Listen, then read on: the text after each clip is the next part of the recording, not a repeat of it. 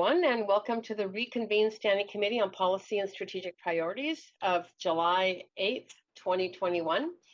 This committee meeting is being convened by electronic means as authorized under Part 14 of the Procedure Bylaw, the City of Vancouver Electronic Meetings Regulation, and the order of the Minister of Public Safety and Solicitor General of the Province of British Columbia, Emergency Program Act, updated Ministerial Order number M192. Committee members are participating by phone, and as chair of this meeting, I'm also participating by phone. For the purposes of confirming quorum, Council, please ensure your video is turned on and that you message the clerk if you need to leave the meeting. Note, if my connection is lost during any portion of this meeting, we will recess the meeting until my connection is restored.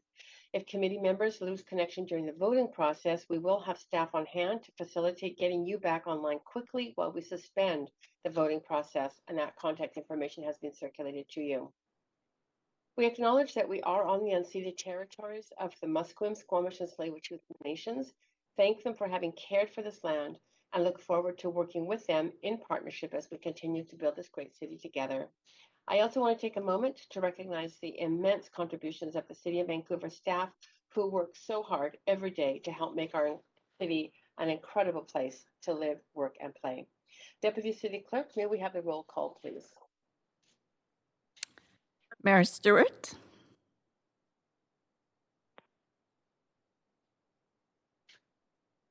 Mayor Stewart. Oh, here. Thank you. Councillor Carrs, Chair. Councillor DiGenova. Present.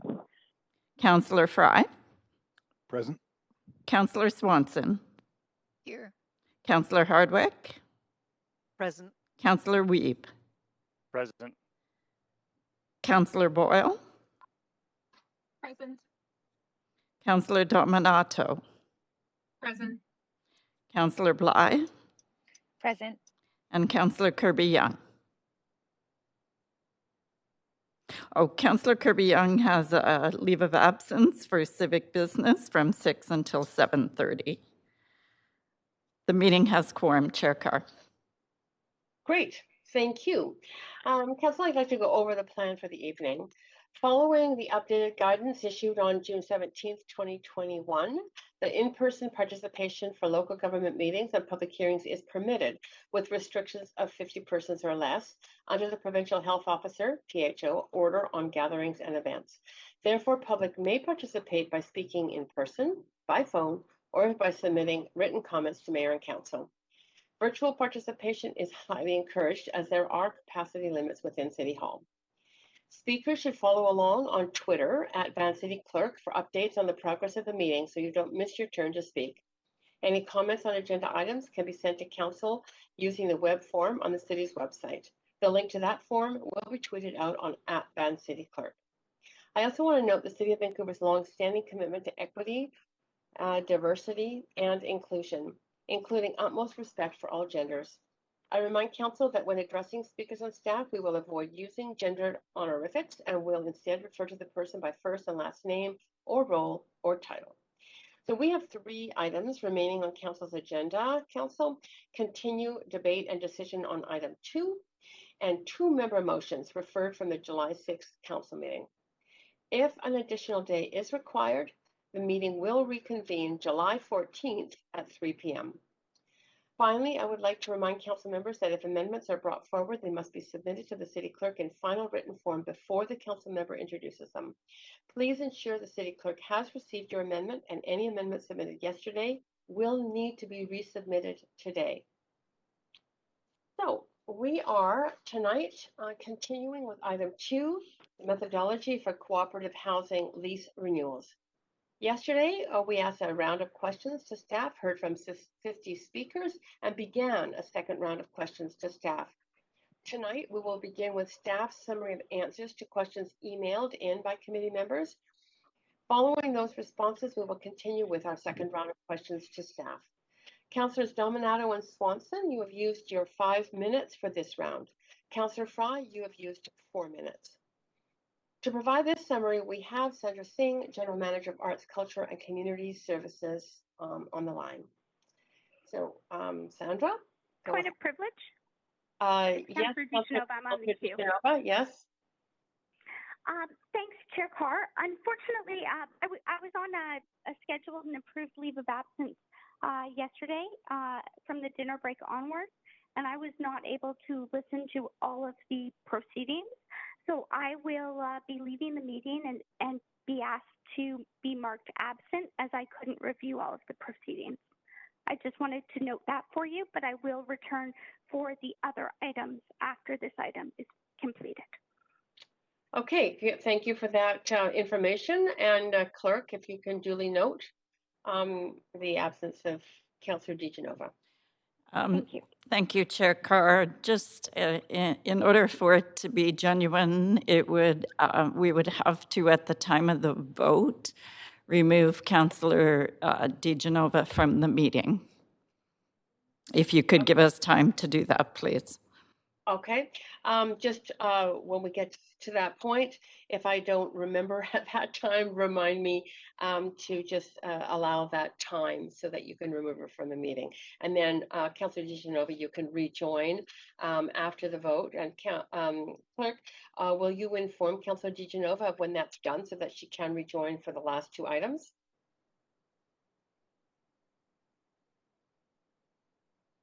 Clerk? Yes, that's correct. Great, thank you. Good. So Sandra Singh, we are ready to receive your presentation. Thank you. Chair Carr. Thank you, Count. Oh, pardon me, Mr. Sorry, Paul Lokri, go ahead. Problem. Yeah, thanks. So we do have a lot of answers to provide, and want to first of all just acknowledge the work that the team's done over the last 24 hours to address all of the questions that Council has provided. And Sandra will walk through those. I would ask just to, if you can indulge me, just to provide some additional opening kind of remarks here as context as well, just in particular for members of the public, and reflecting on the discussion that happened last night and some of the comments that Council heard. I don't know that it's always clear to members of the public what the rationale for the recommendations from staff are.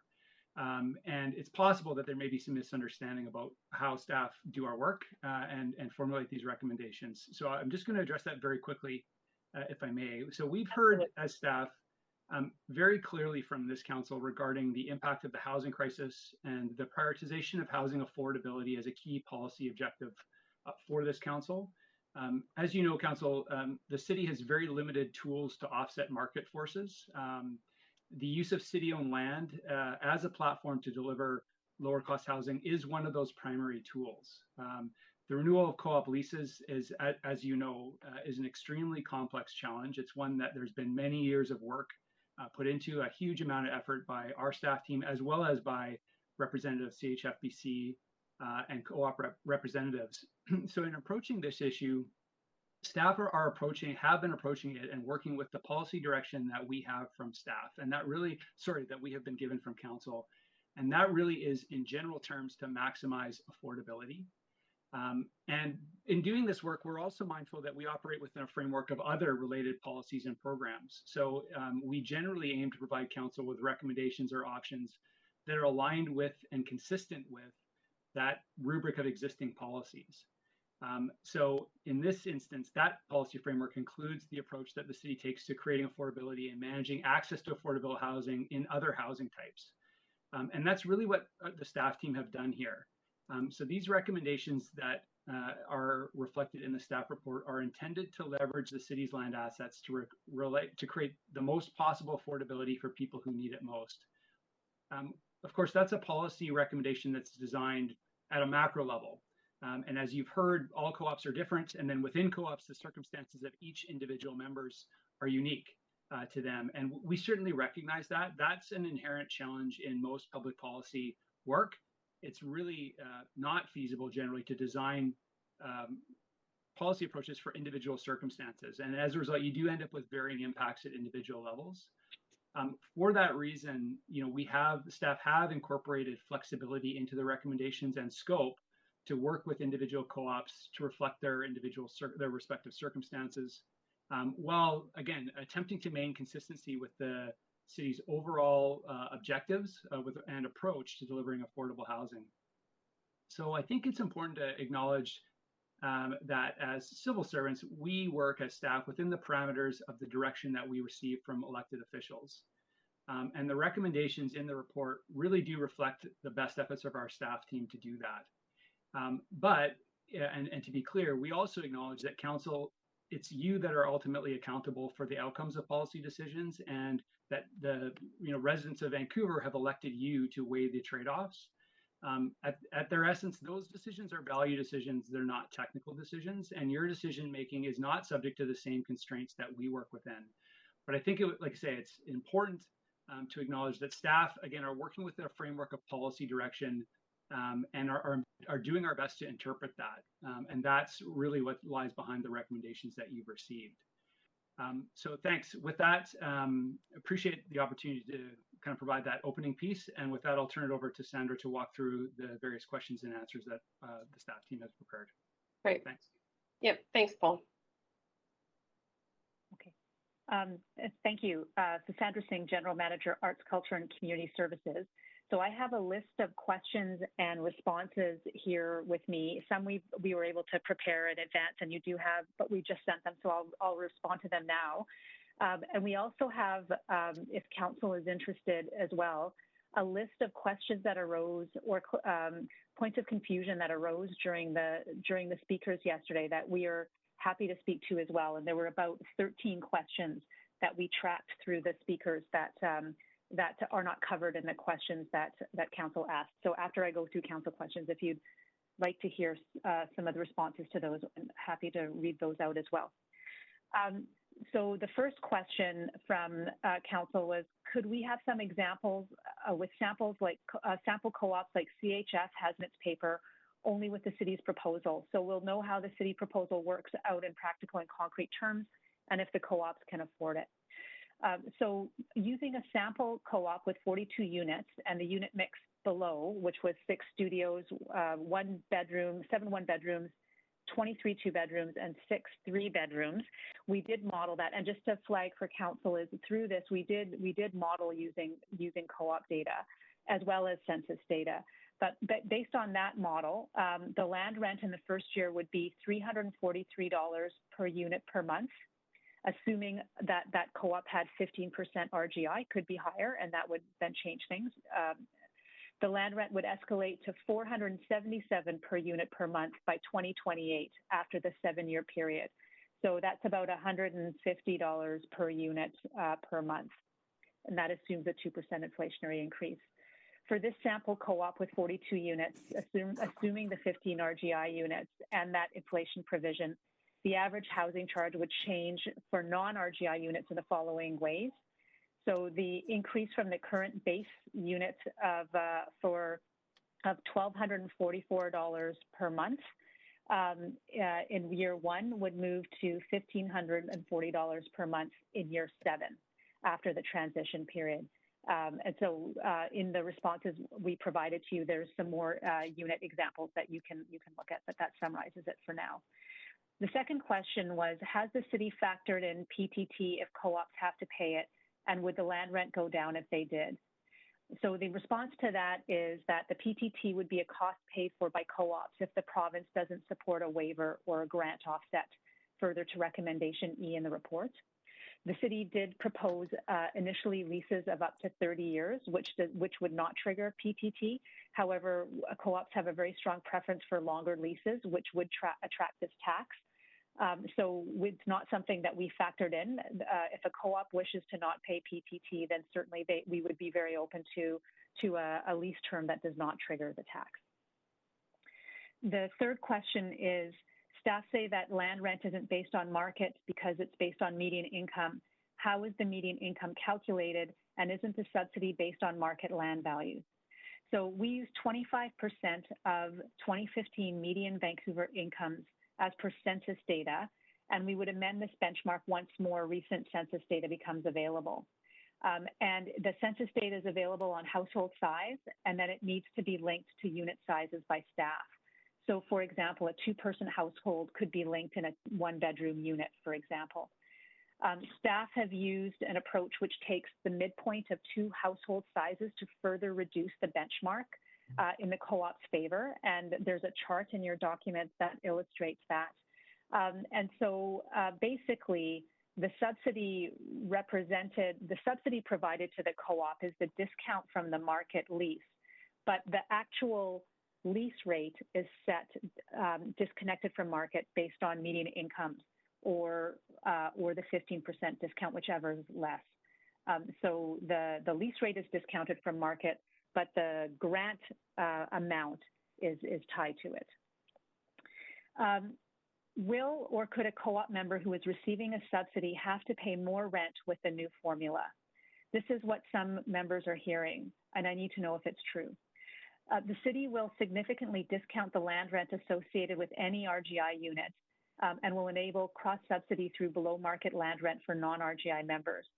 So accordingly, the co-op can ensure that no RGI household pays in excess of 30% of income in housing charges, and they can choose to further deepen the affordability for that unit if they choose to within the dynamics of their income mix. So no RGI household should be paying more under this formula. That's the intent.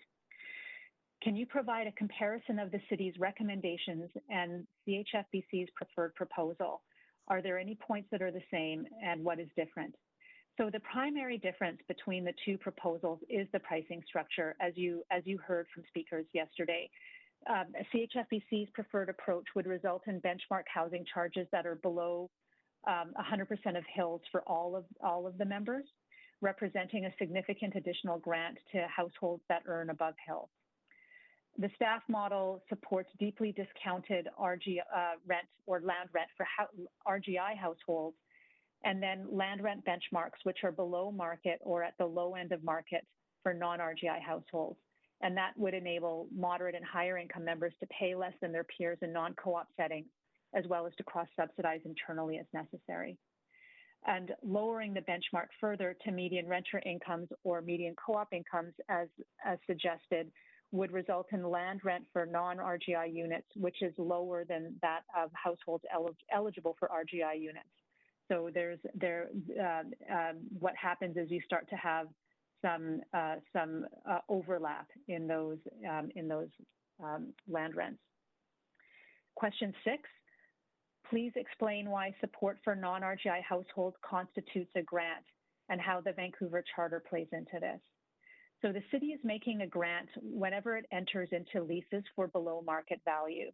And the city makes such grants pursuant to Section 206(1) of the Vancouver Charter. The amount of the grant and the methodology is the different, and in fact, in any of our grants, whether it's a cultural, below market cultural lease or a below market social lease or childcare lease, the amount of the grant is the difference between the fair market value of the use of the land and the amount paid by the organization, and in this case, the co-op.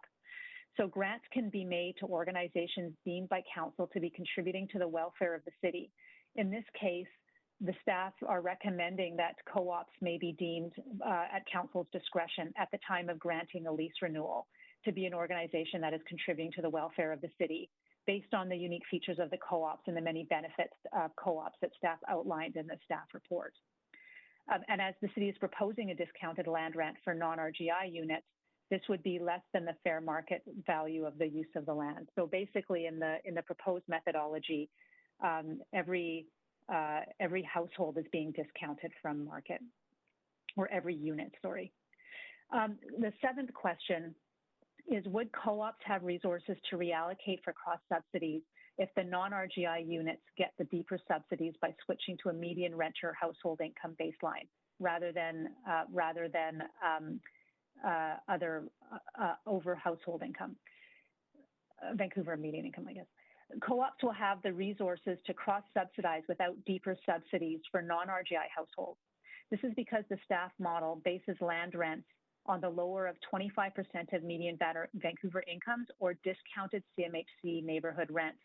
Therefore, housing charges for non-RGI members will continue to be well below market.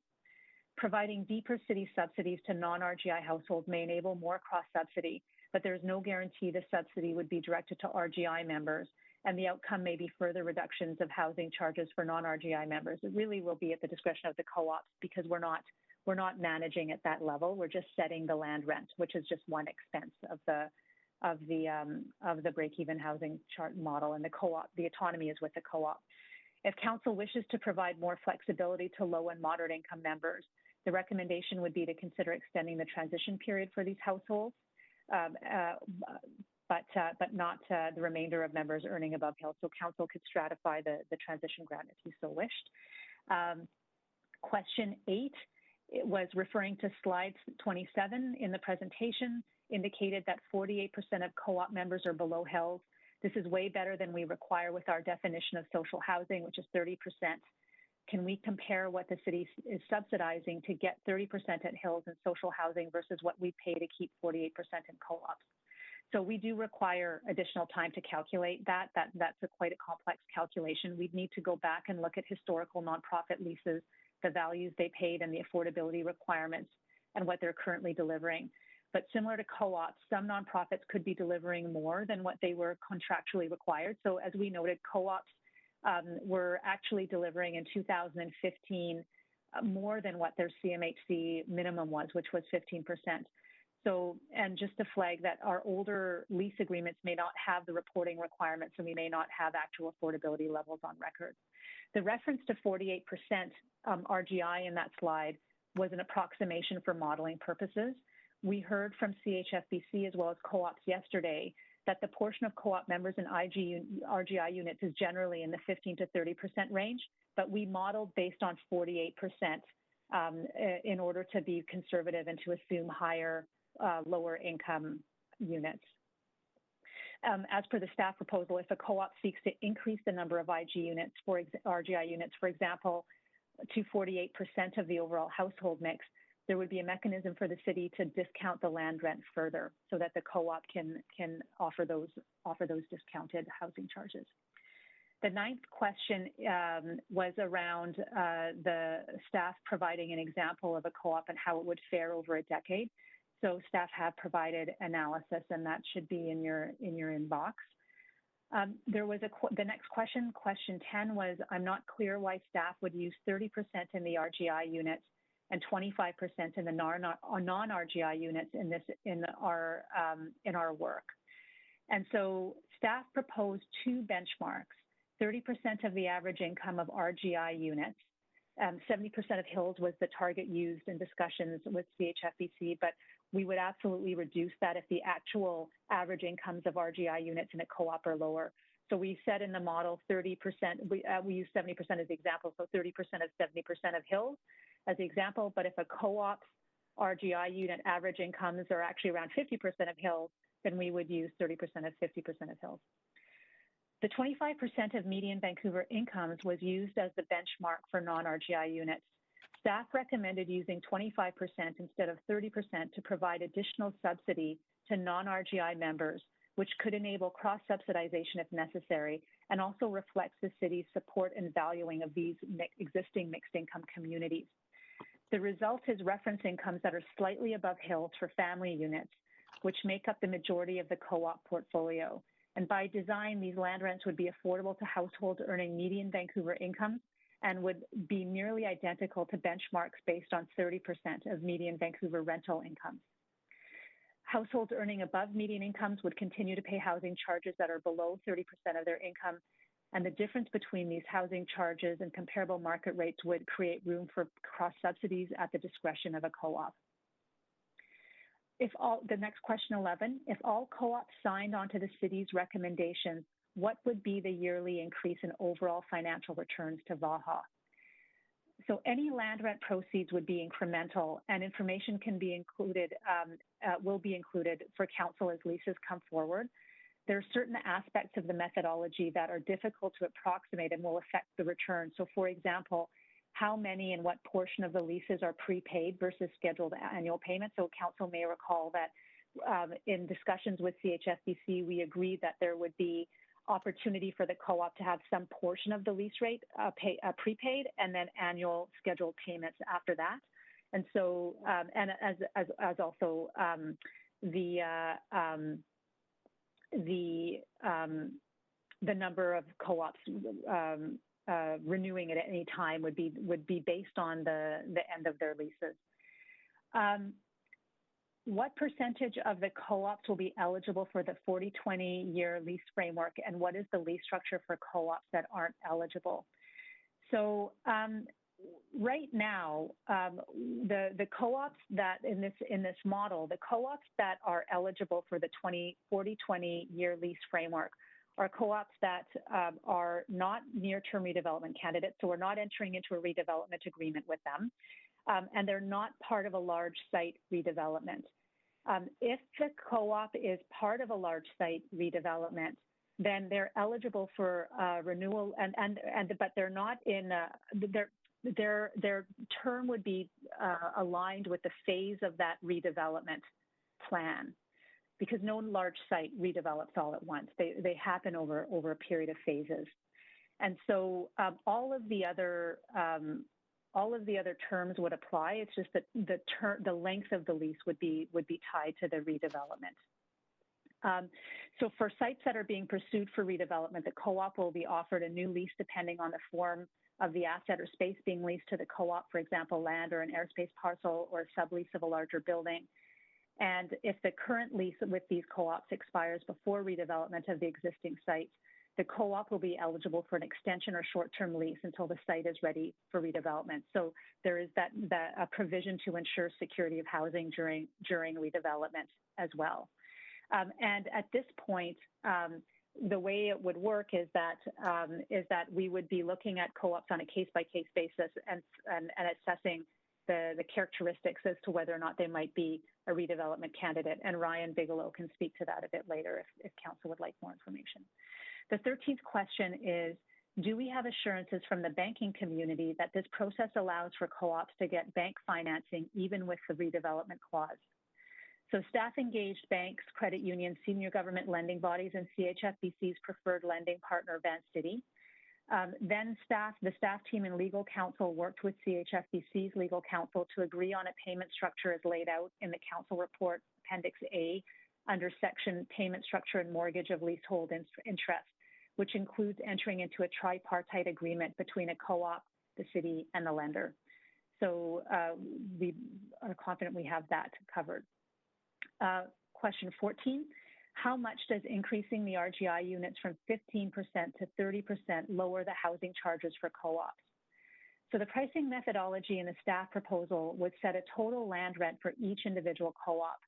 If the proportion of RGI households were to increase, the land rent would decrease in correspondence. That is, the land rent associated with RGI units would be lower. As co-op housing charges are based on their expenses, also factored in are OPEX and CAPEX. 15, what is the affordable housing community amenity valued at if all co-ops sign on to the recommended proposal? We couldn't understand this question, so perhaps councillor who asked it could clarify. This is a lease renewal of an existing co-op on existing sites, and so there is no development as part of this lease renewal. Question 16, what is the projected number of co-op spaces that would be created under the co-op development strategy? So staff are assuming this question is intended to determine how many units of housing could be created from redevelopment sites currently leased to co-ops. So currently staff are focusing on sites with leases expiring before 2027. Preliminary estimates indicate redevelopment of sites which the city would like to explore could yield more than 500 additional units. And this is still subject to significant fluctuation until further review is completed. And of course, there would be no redevelopment without discussion and partnership with co-ops. The next question is, so I'm trying to see if I can truncate the question, it's quite long.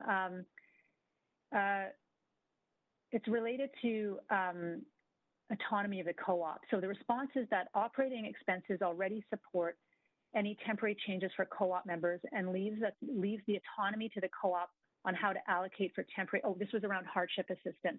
So if a co-op member experiences temporary hardship, so the operating expenses already support any temporary changes for co-op members and leaves the autonomy to the co-op on how to allocate for temporary hardship assistance. If it's specified as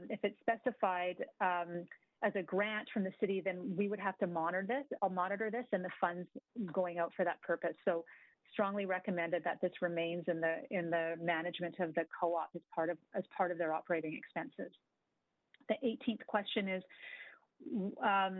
what would hardship assistance fund look like, and is it feasible? So co-ops have autonomy to manage temporary changes to their members internally. The 25% of Vancouver median income and operating expenses should allow co-ops to manage temporary hardship allowance without any interference from the city. There are some other questions that came in, that came in later in the afternoon. I have 3 answers here for them, and then I'll turn it over to Ryan Bigelow for the remainder. So the first is, if a co-op is in redevelopment site, a large redevelopment site, will the lease plan proposed by staff apply to them, or will prevailing policies apply? And if so, what are the prevailing policies? So lease arrangements will depend on the development plan of the large site areas. Co-ops on city leased land within the area will have a renewal and redevelopment schedule determined by when the city's large site redevelopment plan intends to redevelop those city-owned sites. Redevelopment of large site areas often is done in phases and have many interconnected parts, so require a bit more precision with respect to timing, hence the more variable term noted in the framework. The new lease terms with regard to affordability and replacement of units will align with the principles laid out in Appendix B of the reports that we worked on very closely and received consensus on with CHFDC. Given these redevelopments and associated new leases, given these redevelopments and associated new leases are at some point in the future, the terms of that new lease will align with any changes to city policy on co-op leases that might happen, and this could be 20, 30 years down the road. If there are no changes, the principles in Appendix B would apply. The next question is, what % of co-ops on city land would the lease payment provisions in the staff proposal apply to, given that some co-ops are on redevelopment sites? So the lease payment provisions would apply to all co-ops that are renewing their leases. For the lands planned for redevelopment, the length of the renewal lease may be shorter until the redevelopment starts, or we just enter into a new lease for a new space without a renewal. Either way, the co-op has an agreement for housing with the city. Do we know which co-ops the city plans to redevelop in the next 10 years or so, and do they know, and is there funding for this? So staff are prioritizing the evaluation of sites leased to co-ops with leases expiring in the next 5 years. We have identified a handful of sites that make for really potentially great redevelopment opportunities, but they're still in the preliminary phases. Following the approval of this framework, we will notify those co-ops on leased land that we would like to explore redevelopment with them. And of course, we're always open to proposals from co-ops that might be interested in redevelopment and them bringing themselves forward. After being notified, we would work with the co-op to define a redevelopment plan and options to lease a new space, either on or off site. There are several other questions that came in too late in the day for us to draft responses, so I'll read out the question. Actually, I'll ask, all of these are redevelopment questions, so Ryan, I'll ask you to start, and I'll read out the first question. Are co-ops that are identified in phased large site redevelopment areas eligible to sign 40, 20-year leases with the finalized price model? So Ryan, if you could take it from here, that would be great. Yeah, hi, this is Ryan Bigelow for the Vancouver Affordable Housing Agency. If it is a large site area that is being actively planned for redevelopment, then no. The only area actively being planned that we would consider a large site redevelopment area is in the Falls Creek South neighborhood. The other sites that may fall in this category in the future, if they wish to renew now, would be eligible for the 40-20 lease renewal. Okay. Thank you, Ryan. Yes, please. Yeah, sorry, please go on. Yes, thanks. Yeah, part A to that question. If not, what lease term would be offered to the lease co-ops that would not impact their ability to secure financing for repairs / remediation? Our answer to that is that the need for financing repairs varies by co-op, and the extent of those repairs may change if the timing of redevelopment is in the near term. So this requires discussion with the specific co-op, but generally the lease term would align with the phased redevelopment, but the pricing of that shorter term lease would align with the pricing model in this framework. Some scenarios are included in Appendix A that describe this phasing and lease term. The next question there was, what areas of the city have been identified for phased large site redevelopment, and how many co-ops are potentially affected? The only area actively being planned that we would consider a large, as I mentioned earlier, a large site area is in the Falls Creek neighborhood. But future areas may include areas such as Champlain Heights. The next question is, how many co-ops have been identified for near-term redevelopment?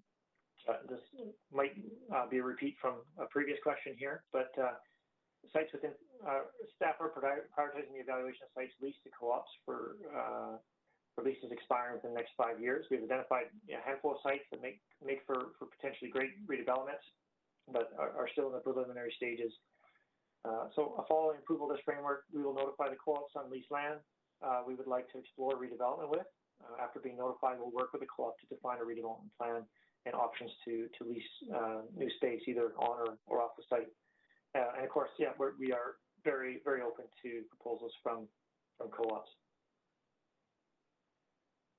And the last question here was for transparency, can staff provide a list of all co-ops that have been identified for near-term redevelopment or within a phased large site redevelopment area? Yes, but we would like to notify those co-ops directly after approval of this framework before, say, disclosing that publicly. That's it for me, Sandra. Great, thanks so much, Ryan. So, Chair, that concludes the list of council questions that we've received. And so I'll turn it over to you. Thank you. Well, thank you. And just can I thank you on behalf of all the council for the, I know, many, many hours of you and your staff in terms of receiving and answering those questions for us. This is a big issue and we all really appreciate it. So Councillor DeGenova is not here. So Councillor Boyle, questions. We are now, Councillor, just to remind you, in the phase of also continuing with questions. So go ahead, Councillor Boyle, up to 5 minutes.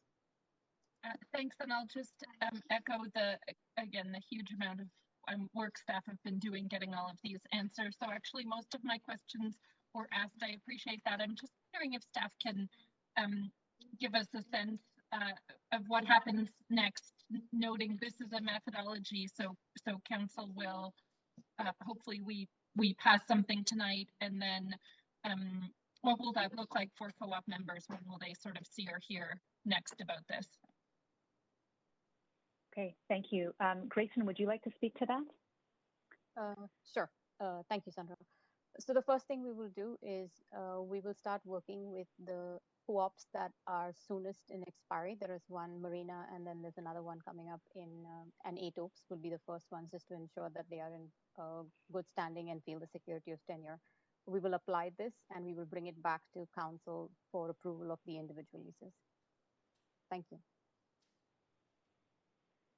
Okay, thanks. And actually, I think that's my only question for now, so I'll just wait and hold. Thanks. Great. So Councillor Dominato, you have used your 5 minutes. So yes, for this round, this is the second round. So can I move us to the third round of questions in that event? Yeah, what we have to do is suspend the rules for a third round. So it's going to take a 2/3 vote.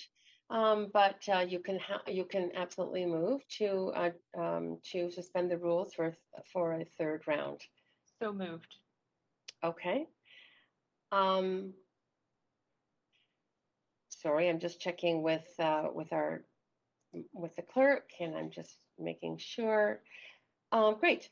So I'm just going to try a verbal vote on this. All those in favor for a third round, please say aye. Aye. Aye. Any opposed, nay? Okay, you've got well more than 2/3 consensus. Go ahead, Councillor Dominato. I'll reset your timer and then start you. Thanks, Chair. And I just want to follow up on a question I asked last night, because I went through the memo that was sent to me, and maybe it was the framing of my question, but I'm now looking at page 21 of the staff report. And what I was trying to get at is there was obviously amendments being prepared to come forward, proposing the median renter household, as well as extending, transitioning, making a longer transition. And on page 21, when staff compared the city's methodology versus CHFBC's, they were able to quantify it in an aggregate of the city's methodology was a 15.5 million per year subsidy. CHFBC's was 27.7 million per year. And that was the number I was trying to get at last night. And if I missed it, can someone just point me to the right memo and I've seen the other tables that are by co-op, but I was looking in aggregate what that foregone lease revenue is and the implications in terms of delivering affordable or enabling affordable housing in other parts of the city and for other residents.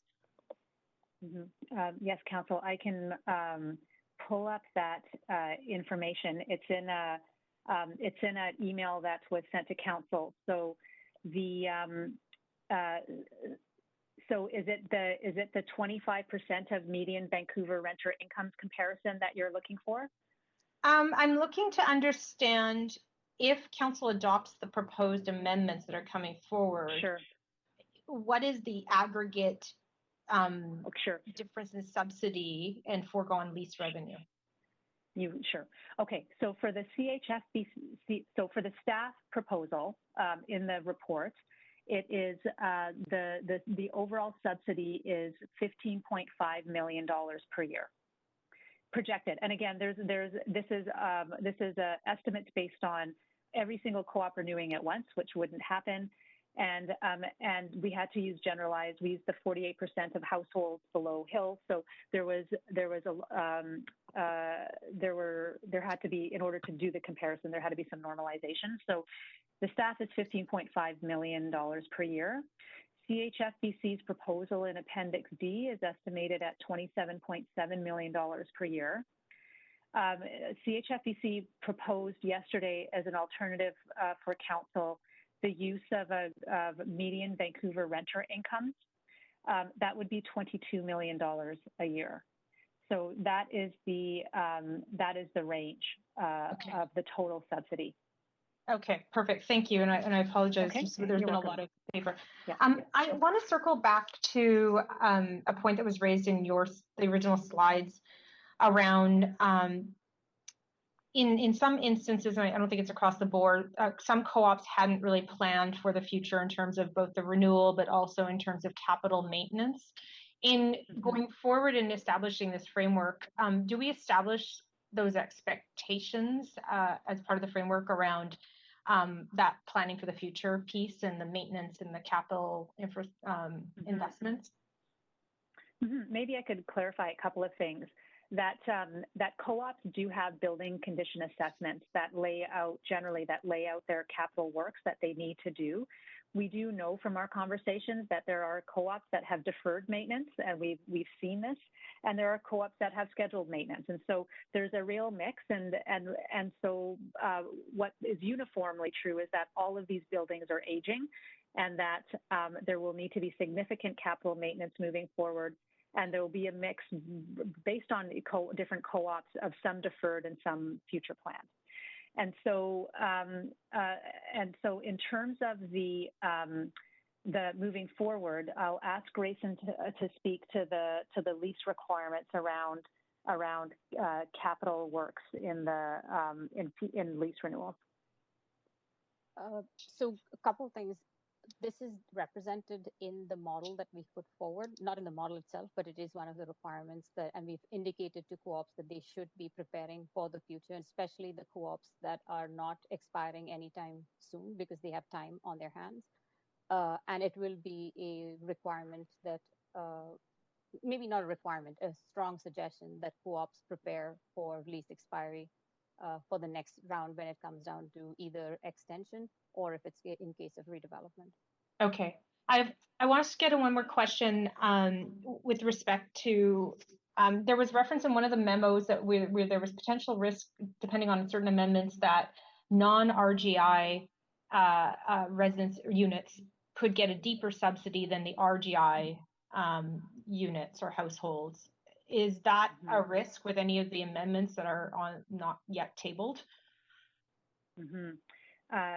So, Councillor, in the modeling of using the financial modeling of swapping out the 25% Vancouver median renter income into the financial model does result in the co-op that we looked at in unit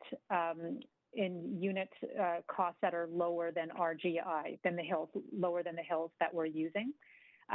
So yes, there is that overlap when if median Vancouver renter incomes were swapped out, and we sent you some information on that earlier this afternoon, just before. Okay, so that is a likelihood, is that you would have deeper subsidies for those who are not RGI, the non-RGI households. Mm-hmm. Yeah, so I can give you an example. If you give me one moment here. We are well over time. I'm hoping sure. that maybe the next questioner could just. Anyway, we are over time. Sorry. Thanks, Chair. I'm sorry, Councillor Kirby Young. Up to 5 minutes for questions. Yeah, thanks, Chair. I just want to ask a bit of a question around.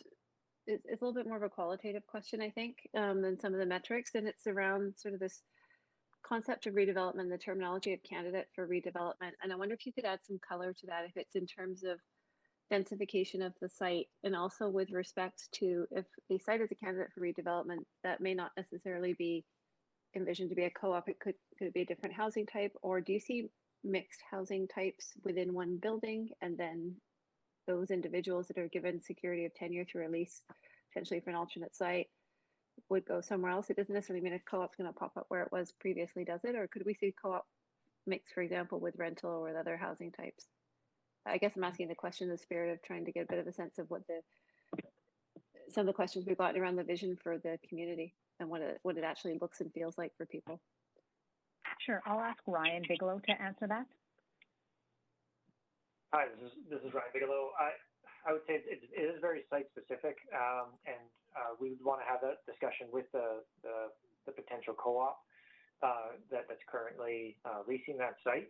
And some of these sites may not just be housing, right? There could be other civic uses introduced to the site, and so that visioning process still needs to really fully take place, and I think the co-op is part of that. And so it will be site specific, and we'd have to look at the different needs in that neighborhood, the uses that make sense, and there may be different tenure types that would make sense.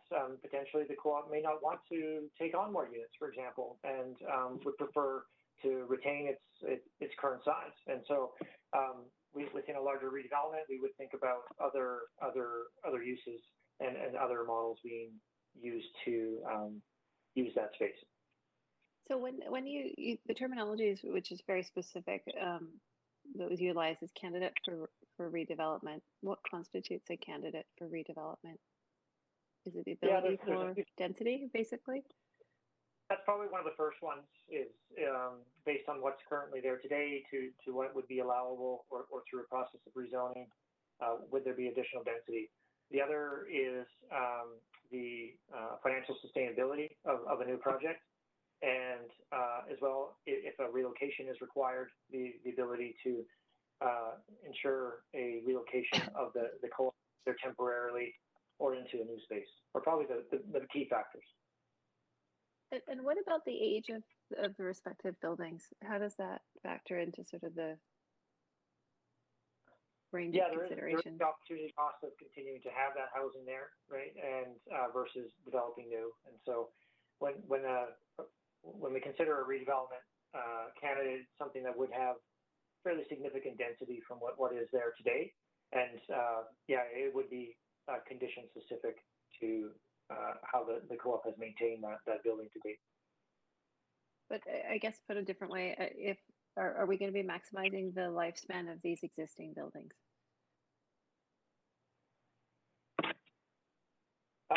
There is possibly some trade-offs. I mean, these buildings could be maintained for a long period of time, but then that maintenance cost may start to potentially erode affordability and financial sustainability of the co-op. And so there's also the trade-off of that additional density that could be created and creating new housing in Vancouver. So there is a bit of triangulation there that needs to happen site by site. Okay. On switching gears, on sort of the income discussion and you know the different philosophical points that have been put forward, 25%, 35% median Vancouver income, median Vancouver rental income. Was there any sort of qualitative aspect to the consideration from staff that generally speaking, co-ops have even, renters have lower incomes and people in co-ops have even lower incomes? And that by not acknowledging that in the staff's model, that it would be eroding affordability? Grayson, would you like to speak to that? Thank you. So one of the things that to note about median Vancouver median income renters income is that it does include a lot of students, proportionally high, which would reduce that. So just of note. But that was the biggest qualitative difference that we could bring. The other one is just to note that co-ops also access a homeowners grant, so they see themselves as somewhere in between as owners. And what is the actual median Vancouver rental income versus median Vancouver income? That can be a quick answer because Councillor Kirby-Young is out of time. So just a quick answer, please.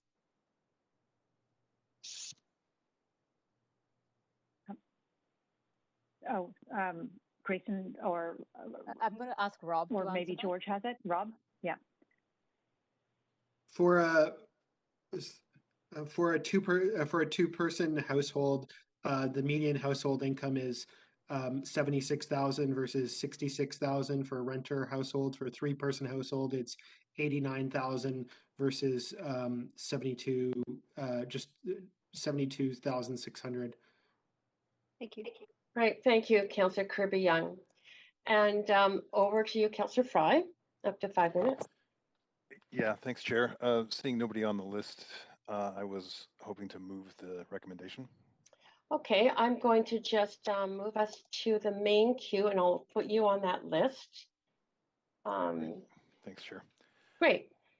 I just, I've also submitted an amendment to the clerk, and I just want to start off by really thanking staff for all the work that's gone into this, and thanking all the speakers who have come to comment on this motion.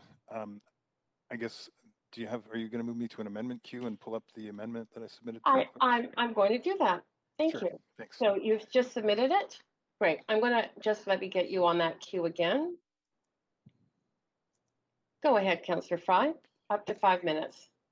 Yeah, and as I introduce this amendment, I just want to reflect on the comments the city manager made earlier, which really highlighted the role of the staff have done a really excellent job working with the Co-op Housing Federation to get to this place, and there's been a tremendous amount of work, and this has been a file that's been languishing for a great many years, and we're finally seeing it come to some kind of resolution. And I really want to commend our staff for the incredible amount of work that's gone into getting us here. But as the city manager alluded, there's also a role for us as councillors to take a less technical approach and more of a policy and public approach, and that's what this amendment is to do.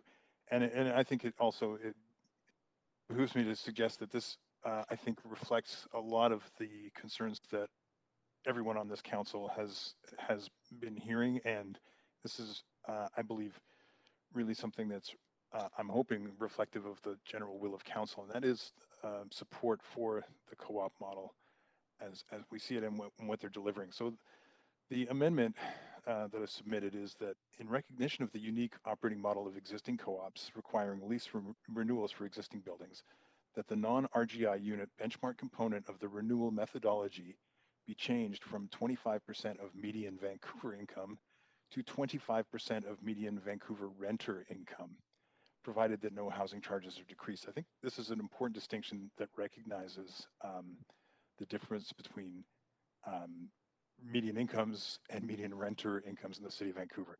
And further, that this amendment also contemplates extending the transition grant from 7 years to 10 years, really to give a bit of a buffer to those non-RGI that we don't want to break the co-op model. And I think that this is a reflection of, I think, what we've all heard, that the co-op model has been incredibly successful in the city of Vancouver and has delivered not just housing affordability, but a tremendous sense of community, and it's working. And I think we want to support that, and we don't want to break it. And I'm hoping this is something that council will get behind, and also recognizing that that we really do appreciate the work that staff have put in on this file. And this is by no means a repudiation of staff's work, but rather a reflection of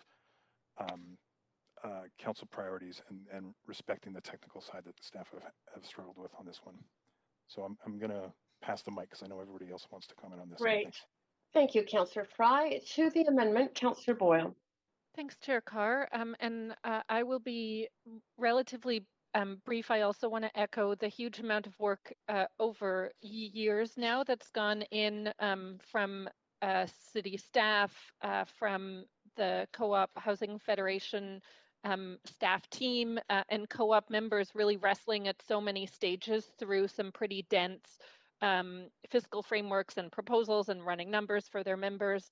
I am happy to support this. I really appreciate, particularly in the last week, the work that's gone into these last details and trying to find a solution that that brings us together in a way that will meet the needs of co-op members, reflected by many of the statements yesterday. In particular, one of the concerns that I had, that we heard from co-op members, was that all of the folks in that gap who are above hills but below median household income, for whom the numbers were looking pretty nerve-wracking, and we know lots of families in particular don't have a lot of wiggle room in their budgets. And so I will just say, I think moving that median down to renter income brings it a lot closer and more relevant for many of those folks stuck right in the middle. And I don't need to remind the council or the public, those are many critical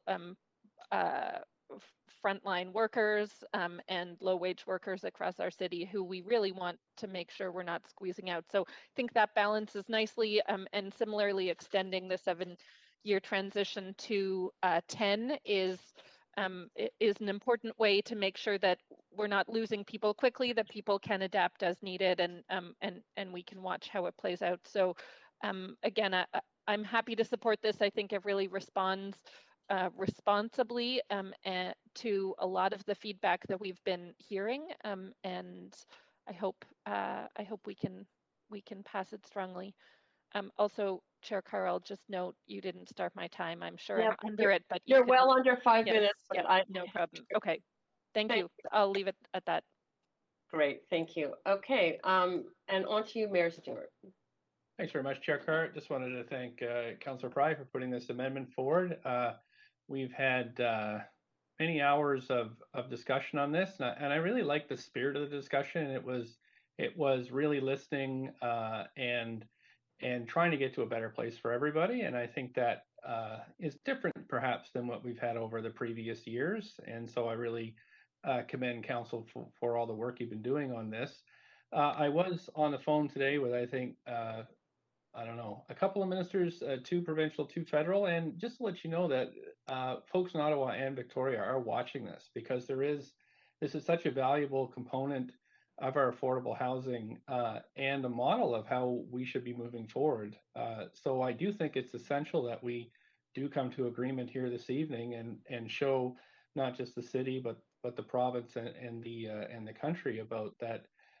Not only are we committed to co-ops, we're committed to having them grow in our city. So I really think this is a good step forward. And so I know we might have more to say later on, but just wanted to say thank you to Councillor Fry, and I'll be supporting this amendment. Thank you so much, Mayor Stewart. And on to you, Councillor Blind. Thanks, Chair. Yeah, I'll just speak directly to the amendment and then save any further comments to the broader report for later with potentially more amendments. But I just wanted to acknowledge the staff work, as others have, in bringing forward an extremely technical recommendation to council based on sort of the guides that we have, and one of which, of course, is the Vancouver Charter. And I think that staff have brought forward something that they demonstrated fiscal responsibility in terms of the construct of the charter. And as our city manager mentioned, and Councillor Prime mentioned, and I've been reflecting on this today, actually, after listening to the speakers yesterday, is that this is actually the role of our council, is to create value, or to acknowledge that there is inherent value in the community and sort of social capital beyond the land value of co-ops, and the stability within that housing, and how that sort of ripples out to the rest of the city, and that there is immense value. And I think that that's where we sort of navigate a bit more of a gray area on council, and this amendment does that by ensuring that we are not risking sort of hollowing out of our co-ops from the many levels of income ranges that make the co-ops a very cohesive, holistic, and well-balanced environment for families to raise their children, for grandparents to see generational change, and for seniors and singles all to sort of cohabitate and create a life really together. And so I'm really quite happy to support this, as I heard loud and clear from the good work of our staff, but through CHFBC, that this really was the difference maker for them in terms of the financial structure of these lease renewals that would give them the stability that they've had all along. So I'm really happy to support that. And as my question sort of suggested yesterday, we have to be very mindful that many people who live in co-ops are either on fixed incomes or work in public sector or other sectors where that sort of rate of change in terms of their annual income is pretty limited to the 2 to 3%. And so housing costs increasing to 4 to 10% compounded year over year over 7 years is actually going to risk that housing. And so changing that to 10 years, as I understand, will really bring that back into a manageable pace of change for the individuals that live in co-ops. So really happy to support these amendments and recognize that it's a middle ground to what the request was coming from CHFBC and working with their membership, and what the city brought forward. And that is very much the role, I would say, of this council, is to be listening to the speakers yesterday who had extremely raw and vulnerable and emotional testimony about why this matters. And it was impactful, and I do appreciate hearing from every single speaker that spoke. So very happy to support, and appreciate we found a middle ground. Thank you, Councillor Bly. Councillor Hardwick, over to you for up to 5 minutes.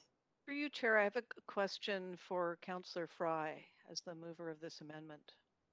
Point of information, go ahead. Point of information.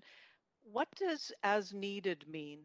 That the 7-year transition grant be extended as needed? Why not just be extended to 10 years? Councillor Fry? Yeah, I think that's a reflection of the notion that the spirit of co-ops suggests that folks who may be making higher incomes might not need that transition grant, that they may readily say, you know what, I don't need it, I'm making enough money, I can afford to take this this transition without the need for a grant. Who makes that determination? Well, we've kind of reflected that I think we respect the autonomy of the cooperatives, so that would be up to the cooperatives, I suppose. Okay. I know that the CHFBC's original approach is seen as a superior one by them, but I think it's most important for co-ops to get an outcome that they can live with tonight. And for that reason, I will support this amendment. Thanks, Councillor Hardwick. Councillor Kirby-Young, over to you, up to 5 minutes to the amendment. Yeah, I wanted to ask 2 clarifying points of information through you to staff, if I could. Yes. The first one is just because language is really important, and I just want to be really clear. Can staff reflect back what they understand the language provided that no housing charges are decreased to mean in the context of this amendment? Paul Mokry? If you could. Thanks, Chair. I'll defer to Sandra on that one. Yes, thank you, Sandra Singh, General Manager. In terms of the housing charges are decreased because of the move to 25% median Vancouver income. Some of those benchmarks are well below the existing housing charges of existing co-ops and some of the modeling we did. So our anticipation would be that there would be no decreases in housing charges arising from the adoption of that new benchmark. For individuals or with the expectation that that would be applied co-op wide and by all co-ops? Yeah, that would be the expectation. Yeah, that in adopting this much lower benchmark, that co-op housing charges aren't going to be scaled back. That they'll continue on their trajectory. Okay, that's helpful. And thank you. And then my second kind of point of information follow-up is also on following from Councillor Hardwick's. For the as needed for 10 years, I just want to be clear.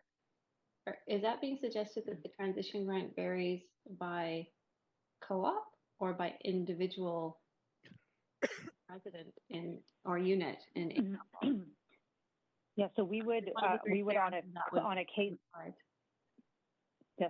On a case by case basis, we would discuss with the co-op the need for any transition grants. Transition grants in the model are income tested, so we would be looking at that and having that discussion with the co-op. I think further to the previous question, we would suggest that it would be something that would be in staff's discretion and discussions with the co-op. With the new benchmark that's being contemplated in this amendment, it's much lower, and so there actually may be many units that actually don't even need transition grant because their annual housing charge increases could be even lower than 2% or 2%. Sure. It allows more. It allows more. I just want to jump in for time. It allows more art than science to really address. Exactly. Yeah. Where this might have had this amendment not happen, it may have had a more punitive effect. Mm-hmm. Yeah, it gives discretion based on the situation.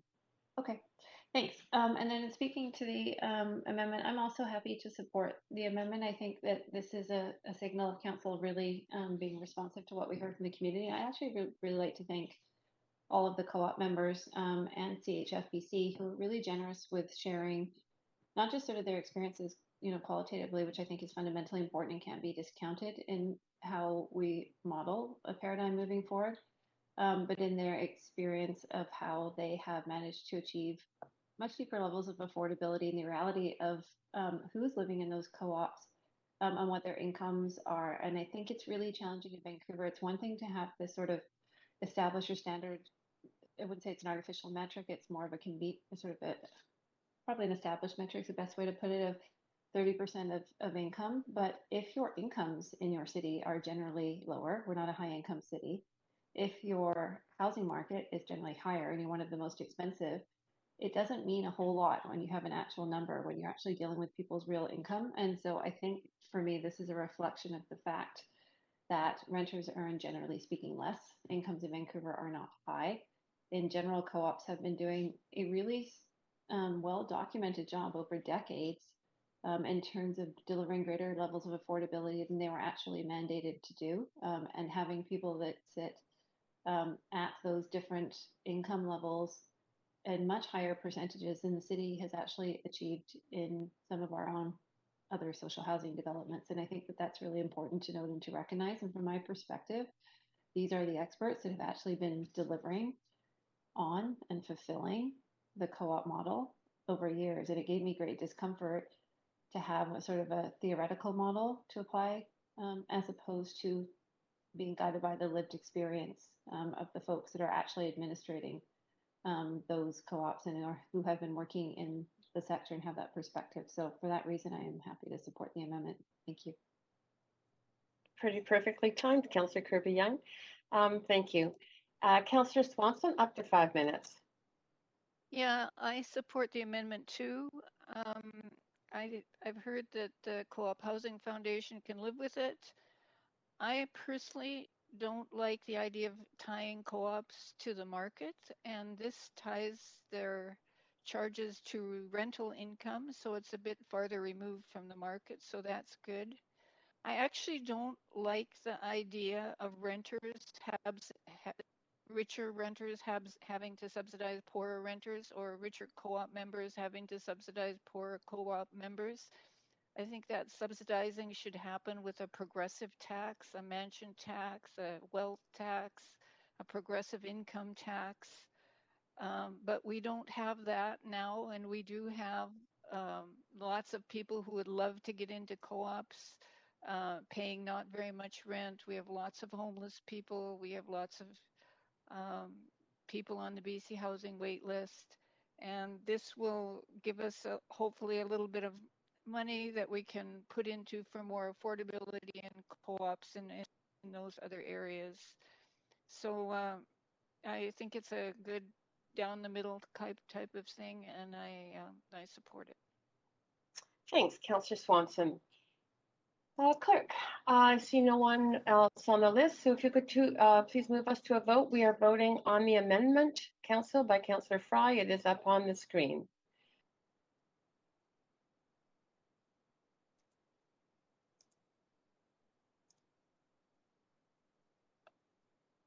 Okay, and that is unanimous. Okay, I'm going to, thanks, Council, move us back to the main queue. Councillor Fry, do you have anything else to say? I'm going to come back, Chair, if that's okay. I'm going to make space for some of my colleagues. Totally. Councillor Weeb, go ahead to the amended motion. Yeah, first, I want to thank all the co-op members. Every time I hear from them, I want to move into a co-op, and I want all my friends to move in co-ops. The ability to create community is completely lost in so much of the city, and I think every time I hear you speak, or someone that's lost and found a co-op and has just increased their well-being and livelihood, to me, always makes me want to wonder how we could make a full city that has that same feeling. I think it's something that's absolutely beautiful. One of the things I also love about co-ops is when we talk about someone feeling hardship or having a bad couple months or losing their job, and the co-op being able to be flexible. And the fact that we've been able to lower the benchmark, move from 30% to 25, go from median income to renter income, push it from 7 to 10 years, and be able to increase ROI gives the flexibility to co-op. So I've sent a little amendment in on one of the things I think really makes co-op special, just to affirm our support, because I think it's critical of how co-ops have the autonomy to do housing charges and ensure that they're providing the right income levels for the right people. Great. That's it for your comments?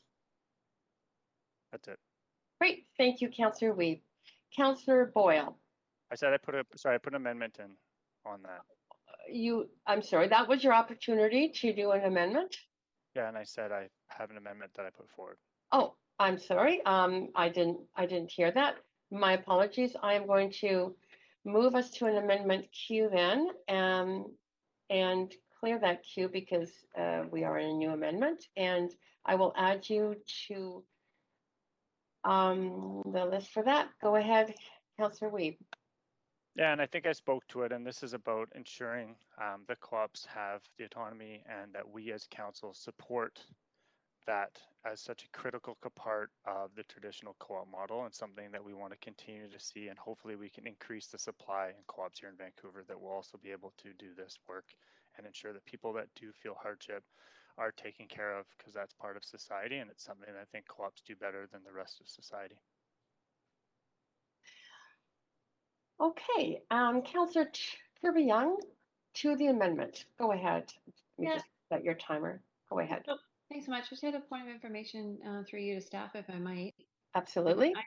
I understood during one of the rounds of questions, I think it was yesterday, and some of the staff presentation, that they affirmed that this was already in the report and already in the modeling, that the co-ops had retained that autonomy to administer and retained the temporary hardship assistance, and that was something best left to co-ops. I'm paraphrasing, but within their operating model and management.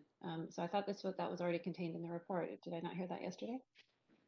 Okay, Paul Mokri. Thanks, Chair. So generally, yes, we believe that the principle that's kind of set out here is built into the methodology. So this is obviously a statement that further affirms that. We don't see that it changes in any material way the methodology that staff have recommended. But it's already there, right? We believe it is, so I think it's up to council to determine whether the statement of affirmation is appropriate and necessary. Okay, thanks. I would say, in my view, it's not. I really would like council to sort of continue coming together on this one, but I don't see the necessity in passing. These are my comments in passing something that's already contained in the report. Okay. That's it for your comments, Councillor Kirby-Young? Yeah, I'm just hesitating because I just want to keep this up in a positive tone. I don't want to roll it out of order, but it's already there. So I'm just wondering if maybe the mover would like to consider that.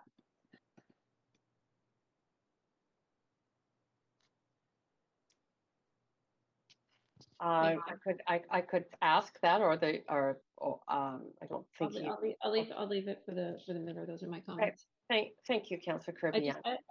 This maybe I could just add, sorry, Chair, that the spirit of it is that I really want to make sure that we have clear information to the public around what is in the report and what is being passed and what wasn't. And I don't want to convey to the public that this was not the intent or this was not in the report when it was. And because I think information about this very complex and emotional topic is important, and that's why I'm raising it. Thanks. Yeah, I hear you, Councillor Kirby-Young. And if I can just respond as chair to that, I believe that there were a number of speakers that questioned whether or not the autonomy of the co-ops would be retained. And in my view as chair, I'm taking this as a response to those speakers that we heard last night, even though the report does basically include the absolute authority and independence of co-ops, their autonomy and flexibility in this regard. I feel that this is a response to the speakers that I heard last night question whether or not that would be the case. But I do see that there are other speakers. Unless you have further comment, Councillor Kirby-Young? No, I was done. Thank you. Councillor Boyle, go ahead. Chair Kern, I was just going to briefly also say I'm comfortable supporting this.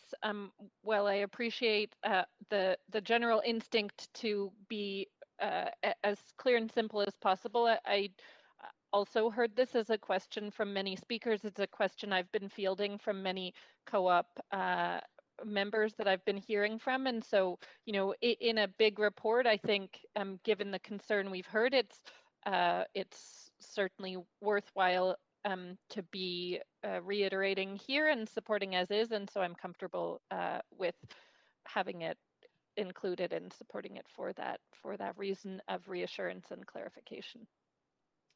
Thank you, Councillor Boyle. Councillor Hardwick, go ahead. Yeah, just noting that I think we already have it in the framework, but it never hurts to remind staff of what council meant to say. That's been a problem in the past, so for that reason, I'll support it. Thank you, Councillor Hardwick.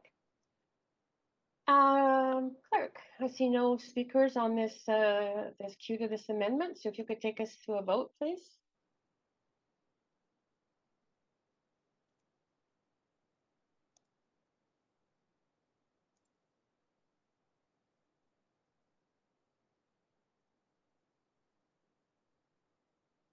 Councillor Swanson, you haven't yet voted. Okay, that is unanimous. Thank you, Council. And back to the main queue. Councillor Weeb, I believe you had a bit of time before I moved us to the amendment queue. I'm not sure if you wanted to add yourself. No, I'll finish my comments. Sorry, just 1 second. I don't have the time that you've taken up already, unless I think maybe if I get you back on the list, I would be able to, or clerk, if you could assist me to see how much time Councillor Weep has left on this main queue. 3 minutes and 39 seconds. Thank you, Councillor Weep. I'm not seeing that on my machine, but go ahead. 3 minutes and 39 seconds. Yes, sorry, it's the clerk here. It's currently at 1 minute, 21 seconds. Okay.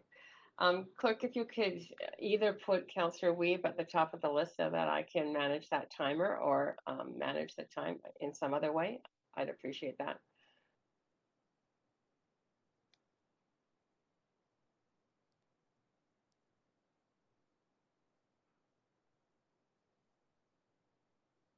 And you're adding back in the speakers in that order?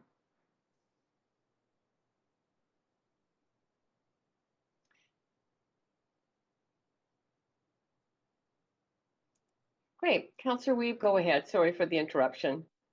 No, all good. I love this collaborative process. I think it's been great to hear from all the speakers, from all the co-ops, all the emails, all the stories, as well as all the work done by staff.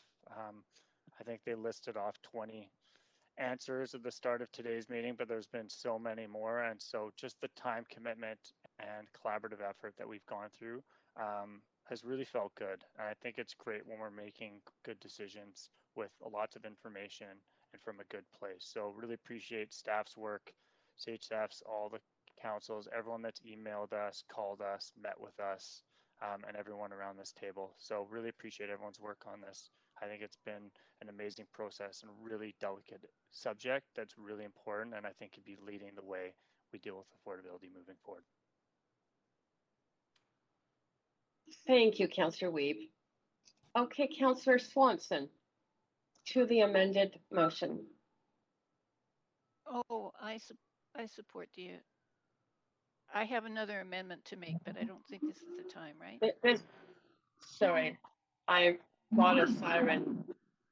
That's interrupting my ability to hear. Councillor Swanson, this is the time when you would put forward an amendment, and we're on the main queue. Okay, I do have an amendment then. It's, I sent it in. It's great. I'm going to move us to amendment queue.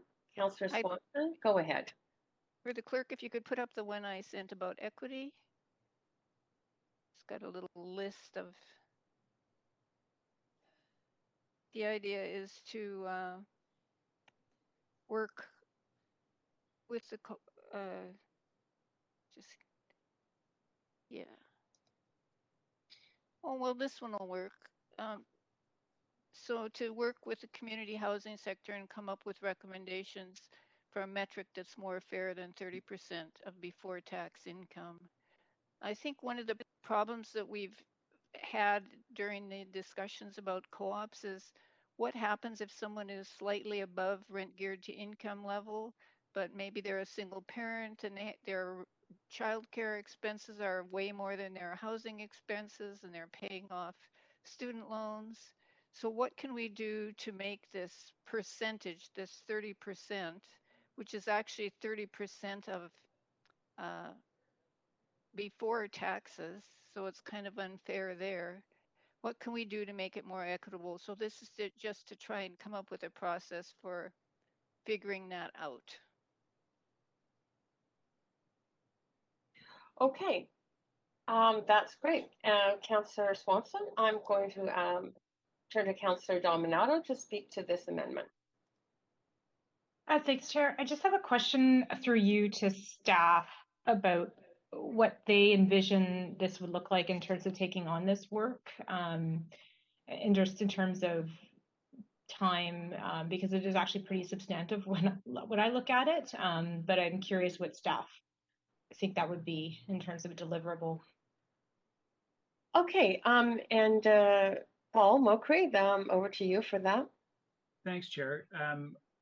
Of course, we're seeing this amendment just this evening for the first time ourselves, so we'll have to dig into that. It's hard to say at this point in time. We do have, I mean, I would say our housing team has a lot of work on its plate. You know, things that council has asked us to look at. We would add this to that list. So I couldn't articulate at this point in time when we might be able to do this.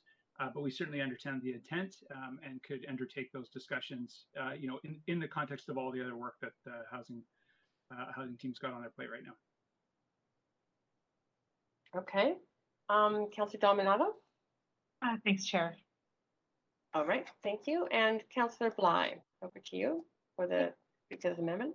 Thanks, Chair. I also have a point of information, and my point of information is having just previously passed Councillor Weeb's amendment that basically gives that agency to the individual co-ops to support their members based on any sort of nuanced hardship, whether it's childcare or what have you. I'm just wondering how staff would contemplate this amendment in the context of the previous amendment we just passed, which seems to, I agree with Councillor Swanson's rationale, but just before sending staff to do this work, I wonder in the context of the previous amendment how this would fit in, and appreciating the city manager's previous comments to Councillor Dominato's. I just need further clarification. Thank you. As a point of information, over to you again, Paul Mulqueen. Sure, thanks. And sorry, Chair, I just lost my other screen here, so I want to make sure I'm referring to the correct amendment. This is the amendment that talks about staff working with the Community Housing Center to come up with recommendations to provincial and federal government. Correct. Yes. So this is more of a policy. I read this as more of a policy discussion, and it would involve advocacy to senior governments. So it doesn't have any direct impact on the lease renewals. This would be more of, again, as I understand, policy work that we would be undertaking separate from that. Okay. I understand that. That is good context. So I guess my comments are, I'd prefer to see this in a motion, a separate motion. I think we are at risk of moving, and as we have done before as a council, sort of stacking on a whole number of policy directions that are connected to, but not germane to the actual decision that we're making. And I'm not going to support it because it is good work to do, but I think, as Councillor Kirby-Young previously acknowledged, I think it's more helpful for us to just stay hyper-focused on what we're here to do tonight and deal with the co-op lease renewal and any other policy ideas that have come out of the discussions or listening to speakers be moved as proper motions so that they, can be researched and considered fully by councillors before making decisions. Rather than this type of on the fly, on the floor that we've sort of fallen to, which results in hundreds of policy directions and motions that staff have to deal with that are clearly not going to get done in the next however long year. So I'll support it, but it does become a bit of a frustrating process when we go down this road. So I'll leave it there. Thank you, Councillor Bly. Council, there's no other councillors on the list to speak. So clerk, if you could move us to a vote on this particular amendment, please.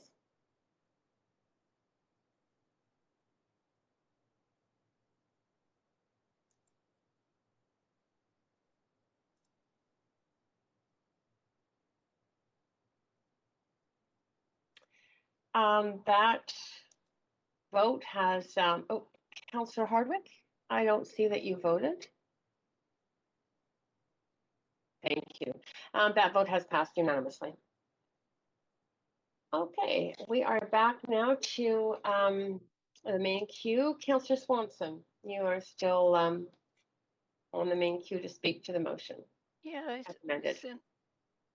I sent another amendment in, and this one is to delete a section of the appendix that reads redevelopment potential assessment new space lease.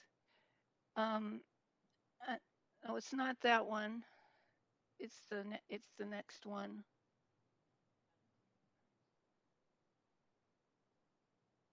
Clerk, can you put up the other one? Chair Carr, it's the clerk here. We only had received 2 amendments from Councillor Swanson. The first one was just approved, and this was the second one. Okay, this one is just to encourage CHF to work with the co-ops to implement equity measures that a lot of people talked about when they came and spoke to us, including overhousing policy, promoting diversity, women having principal memberships, that kind of thing. So sliding scale parking, making most 2 and 3 bedroom units available to larger families, making sure that accessible units are available to people in wheelchairs. Okay, that's it for your introduction, Councillor Swanson. That is it. Okay. Over to you to the amendment, Councillor Boyle. Oh, darn. Sorry, I'm so sorry. I'm on the main queue. That is my error. I'm going to, clerk, I'm going to move us over to the amendment queue, but if you could leave Councillor Swanson on that main queue. I don't know how much time she had left. Councillor Boyle, sorry, I'm now in the amendment queue. So if anybody wants to speak to this particular amendment, you can add yourself to the list for that. Councillor Kirby-Yung. Yeah, thanks. I might sound a bit like Councillor Bly here. I think we're doing it again because I heard yesterday, I think it was CHFBC that stated that at a recent, it was an AGM or a recent meeting, that there had been a motion that was fully adopted and fully supported by their members towards working towards greater diversity in co-ops across the board, and a number of individual co-op members spoke to the fact they have struck diversity committees and that this is something that is they are very cognizant of and is very much on their radar. And I think that we heard quite loud and clear that a lot of them are doing it, that their sort of governing or sector organization indicated that this has been strongly embraced by them. And further, I think there's this notion of autonomy in governance around those co-ops. Some of them support particularly members of the Indigenous community. Others have particularly supported a number of single moms or whatever the case is when it makes sense. But I heard loud and clear that this is something that they've identified, that they think it's important, they know it's important, they've passed resolutions and they're moving forward. So I think we're doing it again. And we're adding on to Councillor Bly's point, a lot of amendments instead of sort of staying really focused on the significant material report and moving that model forward to provide the certainty to the co-op so that they can get going on getting their leases renewed. So I was just sort of hoping that we wouldn't go down these rabbit holes unless we're adding something that is materially different, has been missed, or is really a sort of a challenge in the report that has to be dealt with. So those are my comments. Yes, thank you, Councillor Kirby-Yung. Councillor Bly to the amendment. Thanks, Chair.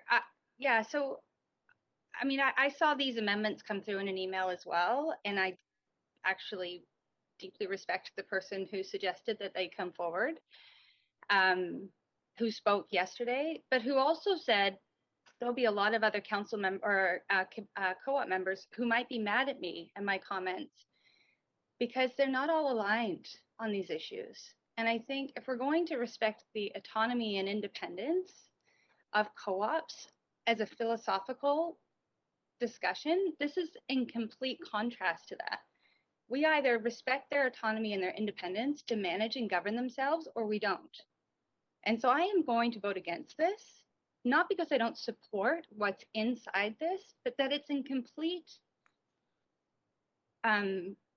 it's a complete 180 from everything we're doing in this meeting, which is honoring them to be able to self-determine what works best for their co-ops. So yeah, I'm beyond this. Yeah, anyway, I'll leave it there. I'm voting against this for those reasons. I respect the co-ops. I think they make the best decisions for themselves based on where they are. They sit around a table much like we do. They debate issues and they make the decisions for themselves. So I'm not going to be a government that sits in our chambers and tells them how to run their co-op. That's not what we're here to do. So I'll leave it there. Thank you, Councillor Bly. So we have no other councillors on the list. We could, clerk, could you move us to a vote on this amendment by Councillor Swanson? And I'm not sure, I've had a message from Councillor Fry that his computer is rebooting, and so clerks, if you could just verify that he is, verify his status and whether or not he needs a vote assist. I'm just checking, Chair Carr. Give me a moment, please. Thank you.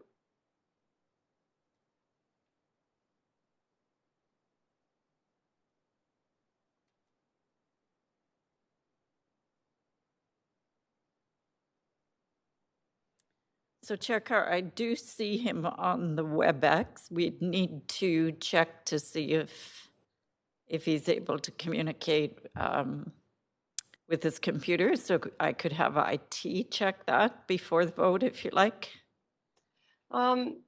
He is on WebEx. You're seeing him? I see him on WebEx. Yeah. Okay. I think that this qualifies for a councillor us reaching out and making sure we don't complete the sorry, vote. Chair Carr, I have to interrupt you. Yes? It's disappeared, so he must be sort of on and off. Okay, so in that case, if he's not there, can you please advise, are we under then no obligation to reach out to him for? Yes, if you're about to vote. Chair, point of procedure, you have people on the queue, members of on the queue. I'm not sure if you see that there, just in case you're about to call the vote. Right. Okay. Perhaps, thank you. Maybe I'll move forward with those. You're right, they're on the amendment queue. Thank you for pointing that out. I'm sorry, I was trying to read messages. Meanwhile, Chair Carr, we will check on Councillor Fry. Thank you so much. Councillor Kirby-Young, to the amendment. Yeah, thank you. I felt compelled in listening to Councillor Bly just to sort of add an additional comment. She picked up on one point I was trying to make, but I think made it more vociferously, if I can say that. And it was really around the notion of the autonomy of co-ops. And I think that, yes, we didn't get into sort of management by extension or social engineering. And that's how these communities have created themselves organically. So that's, Councillor Bly sort of picked up on my thought and expressed it, I think, in a more fulsome way. But I'm standing on that same principle of autonomy. Of they know this. They're evolving, just as our whole city is. Let them do what they do best. That is the entire point of this conversation. Is to honor the independence and autonomy of the co-op model with some responsible parameters around the use of a city asset and city land. That's what we're trying to do here, pure and simple, as opposed to getting to this level of engineering. And I could stand with Councillor Bly on this for that reason. Thanks. Thank you, Councillor Kirby-Young. Councillor Hardwick. It's funny, I also noted micromanaging social engineering, and I'm doubled over thinking about how co-ops will be able to build a lease framework around introducing sliding scale parking fees.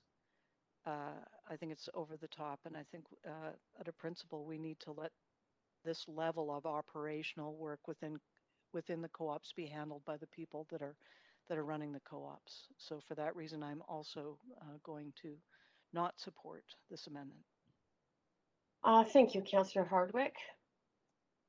Okay, I do not see anyone else now on the amendment queue, and I do see Councillor Fry back on the screen. Anyway, I'm just, Councillor Fry, could you just verify that you are able to hear the proceedings now? Yeah. Chair, I'm back. I'm not really sure what we're voting on though, and I'm trying to get my remote desktop up, so I'm a little flying blind. All right. It is up on the screen in the chambers, so you can see it on your screen in terms of an amendment by Councillor Swanson. We have had the discussion though in your absence. Yeah, like I say, I'm trying to get my remote desktop up, and I'm not quite there yet. Fine. There's no one else on the queue. If you would like more time to enable, well, put it this way, you are there and able to vote. You can choose to not vote if you so choose, or but are you able to cast a vote at this point, Councillor Fry? I could, yes. I do have my remote desktop up now, and I'm Yeah. seeing the amendment. I'm just Okay. trying to grok it right now. I mean, if you were willing to indulge me a couple of minutes, that would be great. But Okay. You're back. I'm happy to give you a minute to read the amendment. Just and everybody else has got the amendment up there. It's on the chamber screen and it's on your WebEx as well. So clerk will move to a vote in a minute.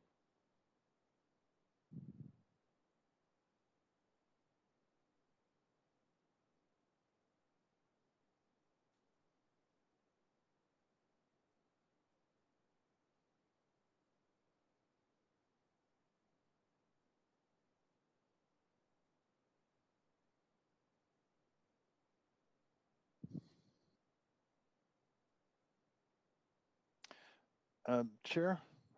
Yes.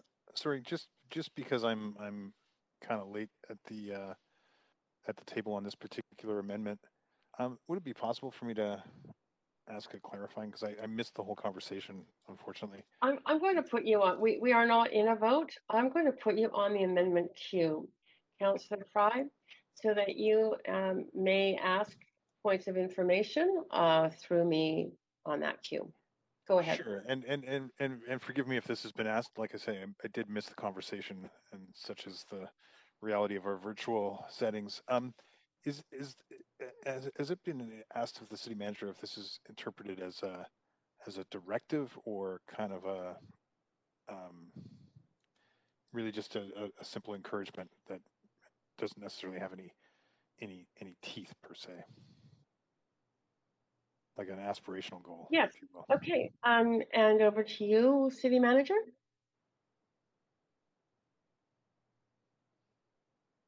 Thanks, Chair. And again, I want to make sure I'm referring to the correct amendment.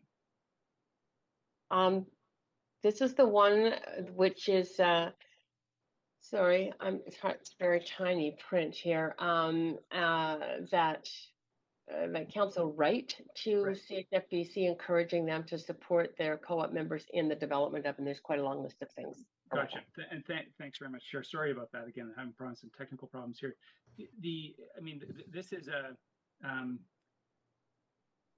this is obviously a direction from council to itself to provide correspondence to CHFBC. So from a staff perspective, we don't see this as impacting our work in a material way. This would be encouragement from council to CHFBC. So yeah, in that respect, it's, and maybe I misunderstood Councillor Fry's question. But. Actually, thank you, city manager. As I noted, I'm just sort of reading it now and trying to juggle this. So I appreciate your interpretation, and I see that now, that it really is just a council thing. Okay. Thanks, all right. Thanks, Chair. Thanks, city manager. Great. Yeah, thank you. Well, it seems to be a night of technical difficulties. So thank you, Councillor Fry. And now, clerk, if you wouldn't mind moving us to a vote on this amendment by Councillor Swanson.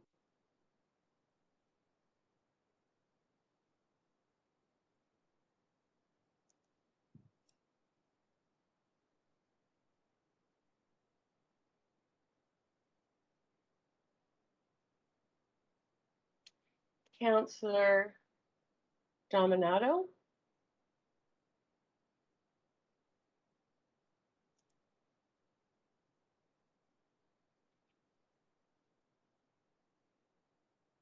Oh, okay. That does pass with 3 in opposition. Councillors Hardwick, Bly, and Kirby-Young.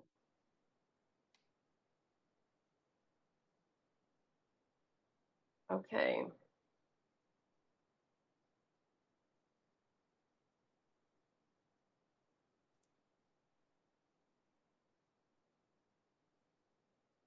That takes us back to our main queue, Council. Councillor Boyle, you actually, I thought that perhaps Councillor Swanson was on the main queue. Clerk, did you note whether or not she had any time left?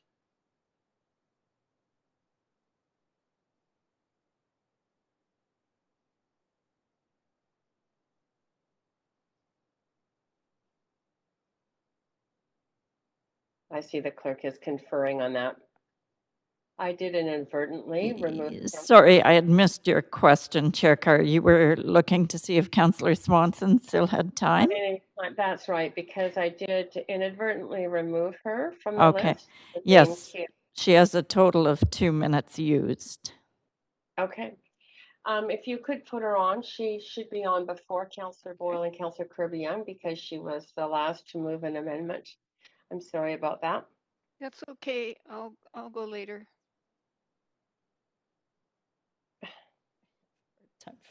I'll let the clerk complete this. I'll let the clerk complete this and then I'll move you. Great. The clerk is faster than the speed of lightning. Councillor Boyle, you are up next. Thank you, Chair Carr. I also circulated an amendment earlier, and so I'm happy to have you move us to an amendment queue, and then I'll read it. And we'll get it up on the screen. And I'm just going to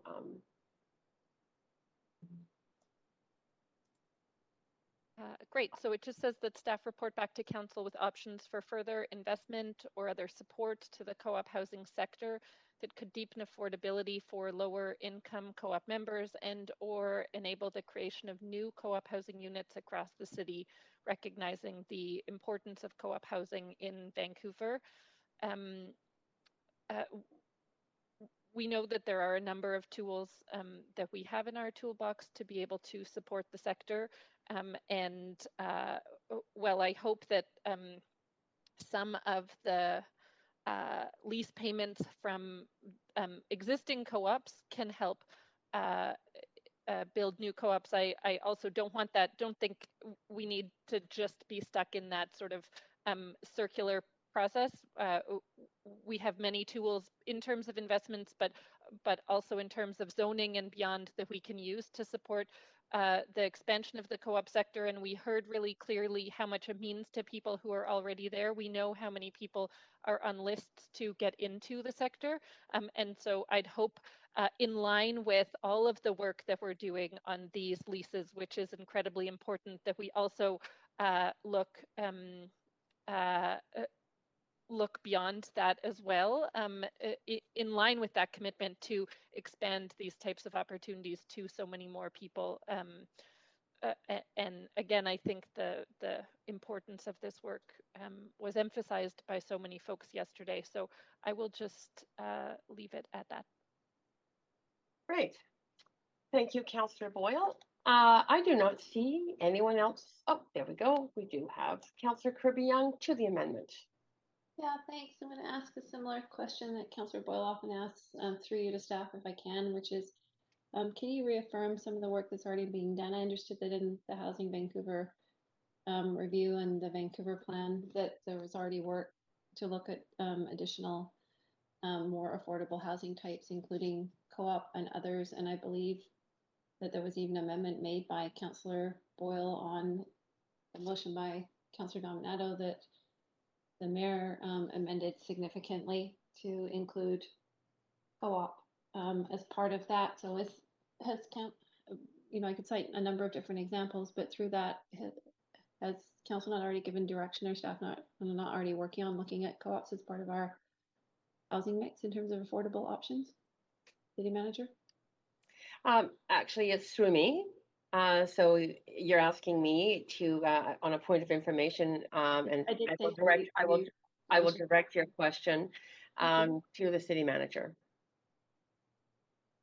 Thanks, Chair Carr. So yes, we have received direction on co-op. Staff are looking at that. This again is an explicit request for a report back on options for further investment. So we're certainly able to deliver on this motion if council decides to pass it. Councillor Kirby-Young? Thank you, Chair. I think the city manager is being really tactful, but I just feel like we're adding a whole bunch of amendments for things that are already underway, already in the report, or simply have been dealt with, and we're detracting from, I think, a really significant piece of work from staff and from the Co-op Housing Federation here that should be the focus for tonight. So I'm just really wondering if this is redundant, Chair, based on for those reasons that I have cited. I know Councillor Boyle often talks about adding additional work, and we've already given direction on looking at other co-op housing opportunities. I'm wondering, Chair, if you feel this is redundant based on the examples that I cited. Yeah, I thank you. I would have to confer with the city manager. My initial read is I don't remember any particular previous motion that looked at deepening affordability for lower income co-op members. So that piece I'm unclear, but if you would like a ruling, I will confer with the city manager on this. I think we do have the motions that, or the examples that I cited, such as the Vancouver plan or the direction on the housing motion that was referred to staff that they're working on now, do include language around enabling the creation of new co-op housing units.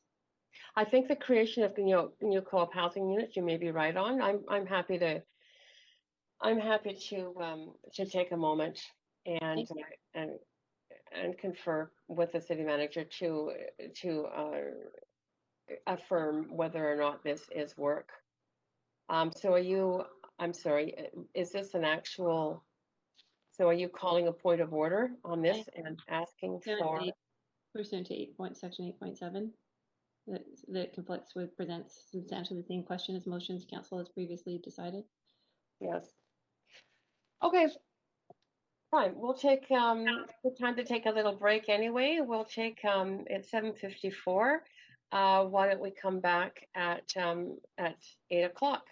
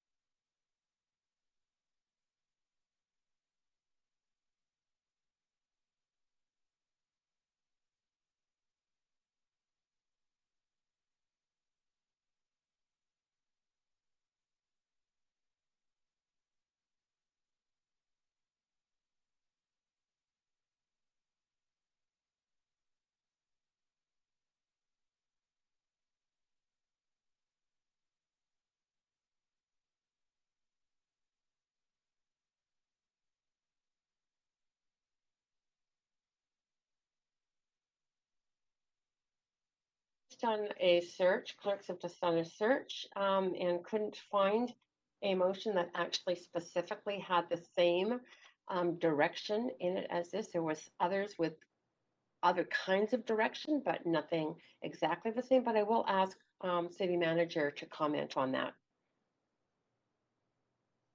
Thanks, Chair Carr. So yes, as I mentioned, certainly city staff are doing work in relation to co-ops, and I think we can report back to council on that. But this is a relatively broadly worded motion, so I do believe that it would encompass potentially options that are beyond the scope of the work we're doing now. So in that respect, I wouldn't see it as entirely redundant with direction we received previously. Thank you very much. Appreciate that. So I am not going to rule this out of order. So, Councillor Kirby-Young, your timer was reset because unfortunately it kept going, but I believe if the clerk could set it that you were at about 2 minutes. So you still have another 3 minutes. No, I've made my comments. I think that I do think this work is underway, and I did cite specific examples, so I've made my comments. Thank you. Great, thank you very much. Okay, clerk, I think you can take us to a vote. This is on the amendment by Councillor Boyle. It's up on your screens, councillors.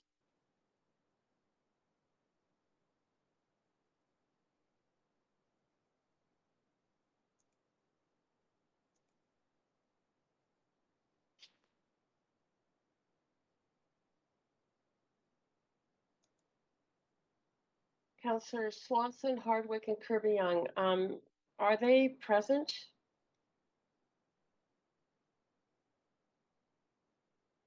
I'm just checking, Chair Carr. Thank you.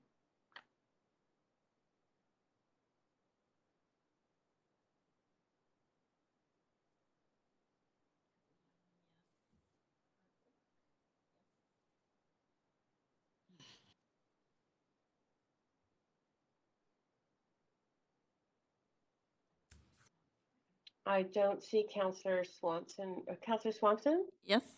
You have not yet voted?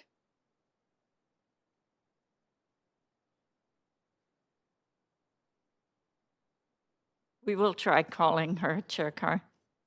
Thank you.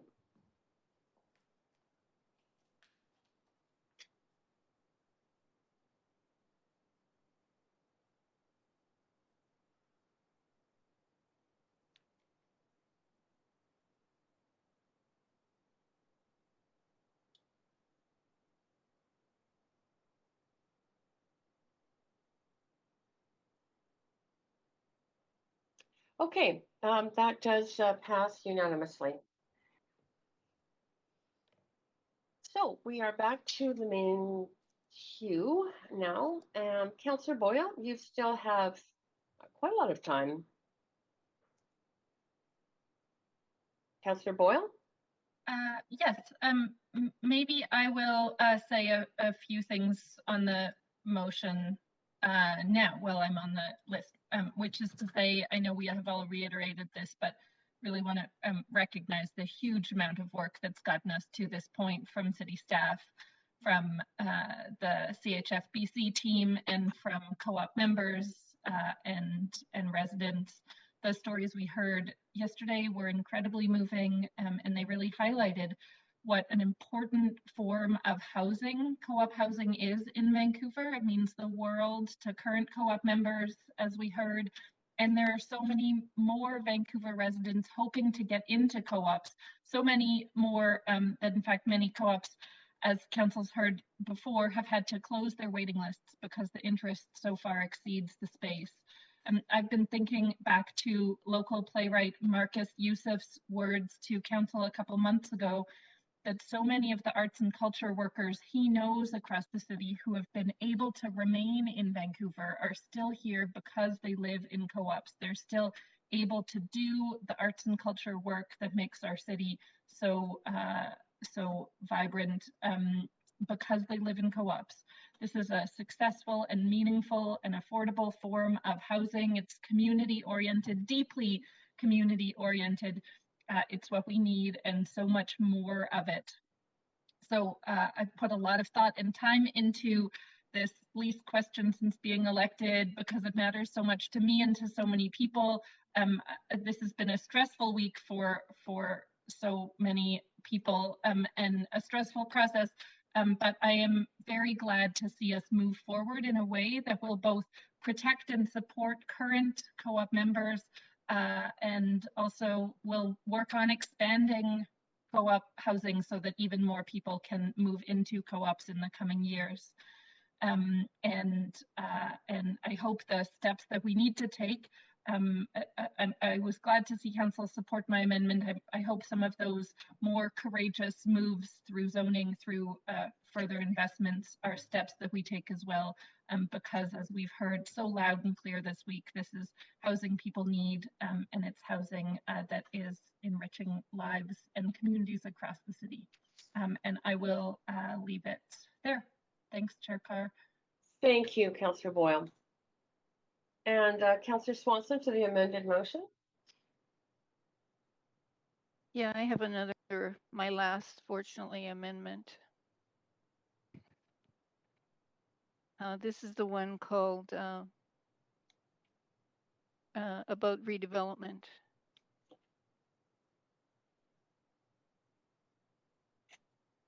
Which I did send in. So I'm going to just move us to an amendment queue. So this is a just a second, Councillor Swanson. Okay. I'm going to start your timer on the amendment queue. Go ahead. This is a spur of the moment amendment for which I am sorry, but I've been getting quite a few emails from co-op residents in Falls Creek after they listened to the staff's answer to the questions about redevelopment. And they're thinking basically, yikes, we're on the table for redevelopment and we don't know about it. So this is just to delete the section of Appendix A that talks about redevelopment, which it sounds like from staff is mostly just considered for Falls Creek until they have a chance to discuss this with the Falls Creek co-ops. And I'm putting this forward in the spirit that we've been talking about tonight of co-op autonomy and consultation and how great co-ops are. And I also think that it's really important that when we're in the middle of a housing crisis, we have a principle that we don't destroy housing that has more years of life in it, and that any new housing we build on land that's vacant or not very densely populated in any event. So I'm hoping we can pass this. It wouldn't have to be too long of a delay. It would get our staff down there to talk to the folks and see what they think about it and give them a chance for some input. Okay, thank you, Councillor Swanson. Councillor Dominato to the amendment. Thanks, Chair. I have a question through you to staff. Could you just clarify, staff? My understanding is that this is one of many pieces of a framework for renewals, and it's not just applicable to Falls Creek, it's to all co-ops on public land. And so taking this out would then substantially change the framework that's been developed to date and that we've been discussing up till now. Is that correct? And that would be, I'll direct that point of information to the city manager. Go ahead, Paul. Thanks, Chair Carr. So yes, that's correct. This is part of again, a very complex agreement, most of which has been negotiated at length and discussed and agreed with CHFBC. So yes, removal would have a significant impact on the framework. I think the other thing I would say, just from a procedural perspective, is this would mean that we can't move forward. So it isn't possible to delete a provision temporarily.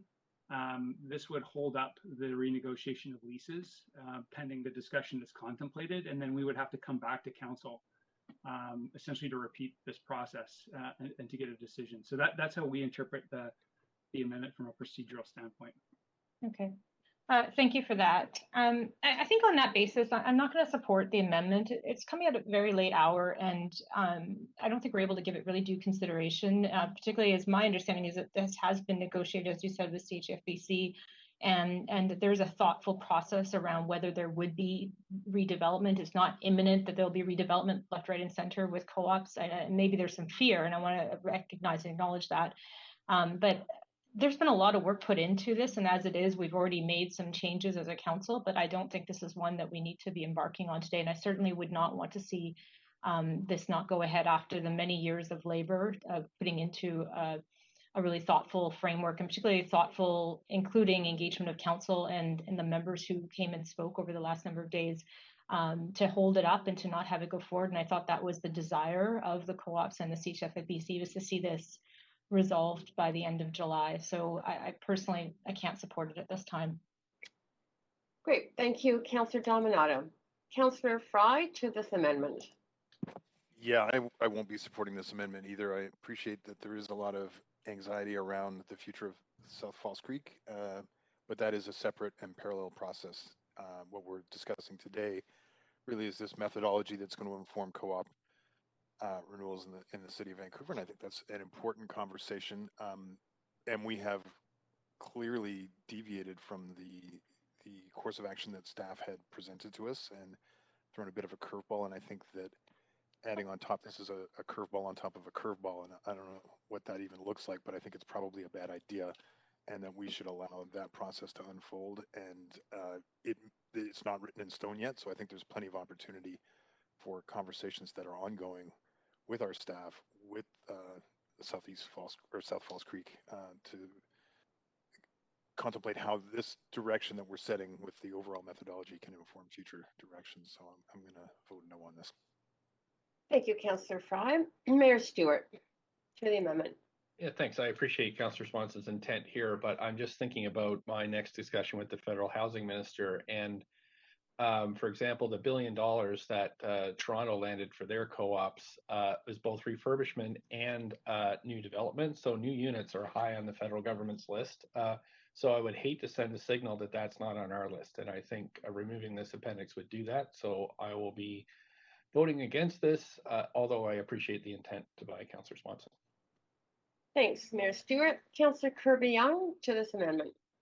Yeah, I heard loud and clear that the one thing that all of the co-ops, CHFBC, all of the co-ops and the members were asking for was resolution to the process, and with certainty and conclusion, and that council would definitively, in some way, dispose of and complete this order of business tonight, so that they could then move forward with their lease renewals, which have been outstanding and are causing people a lot of duress. And I think that this is a dangerous amendment that will essentially hold up the entire process, because you have a key principle that is one that has been discussed with all parties, that over years and months of work that CHFBC has agreed to, that the co-ops themselves have agreed to, and a number of them I know have indicated that they are actually looking forward to the opportunity to welcome new neighbors,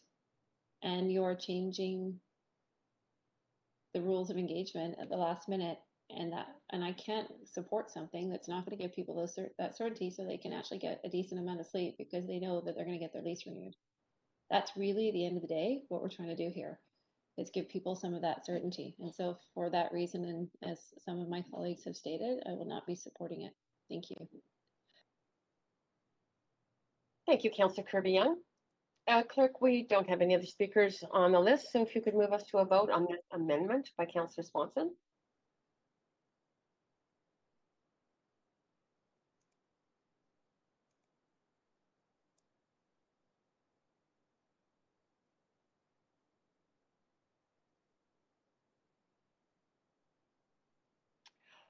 Okay, that vote fails with myself, Mayor Stewart, and Councillors Fry, Wiebe, Boyle, Dominato, Bly, and Kirby-Young in opposition.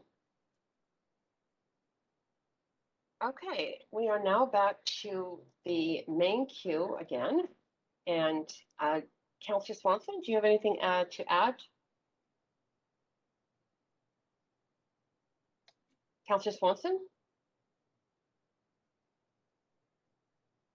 I'd like to thank all the people from co-ops who came, and to note again that we don't get people coming from single family housing or rental properties or even social housing.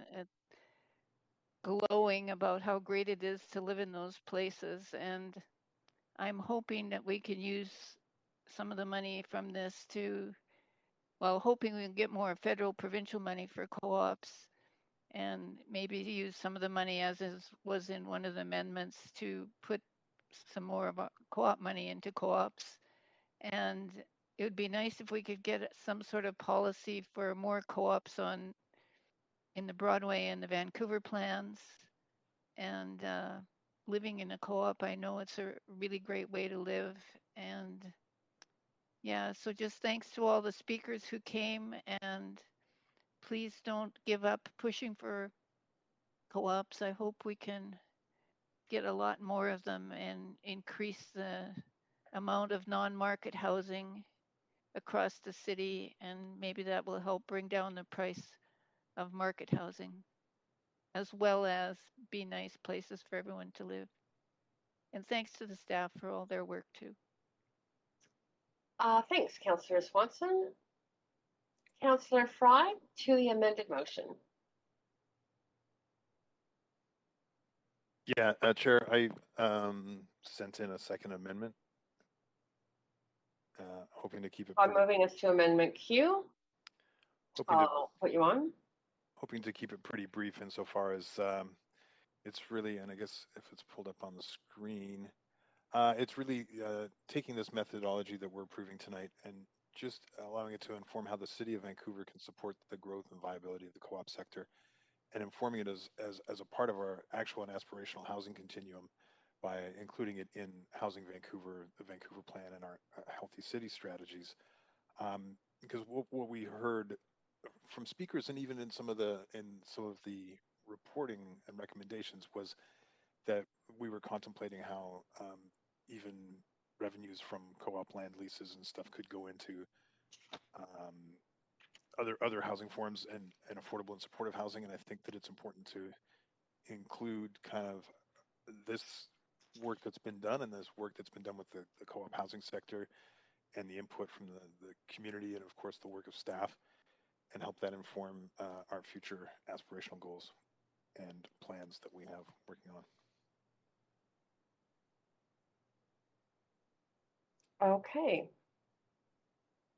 Yeah, I'm not seeing anyone else on the queue here. Councillor Kirby, actually I do. Go ahead. If we were to put the language of this amendment side by side with the one from Councillor Boyle that said support the development of more co-ops and how the city could support that, wouldn't there be a great deal of similarity between the two of these? Councillor Kirby Young, I am actually just reading that motion or that amendment as you speak. So I too am. So yeah, I was going to say, Chair, let alone getting into secondary questions about this already being part of the Vancouver Plan discovery. And okay, so Councillor Kirby Young, are you calling a point of order on this? Yes. Which section? 8.7 C. Okay. Yes, and I'm just going to, for council's sake, read out the motion, sorry, the amendment that was just passed by that was tabled by Councillor Boyle. That staff report back to council with options for further investment or other support to the co-op housing sector that could deepen affordability for lower income co-op members and or enable the creation of new co-op housing units across the city, recognizing the importance of co-op housing in the city of Vancouver. I'm going to rule this amendment by Councillor Fry out of order because it is redundant to the amendment that we just passed earlier this evening.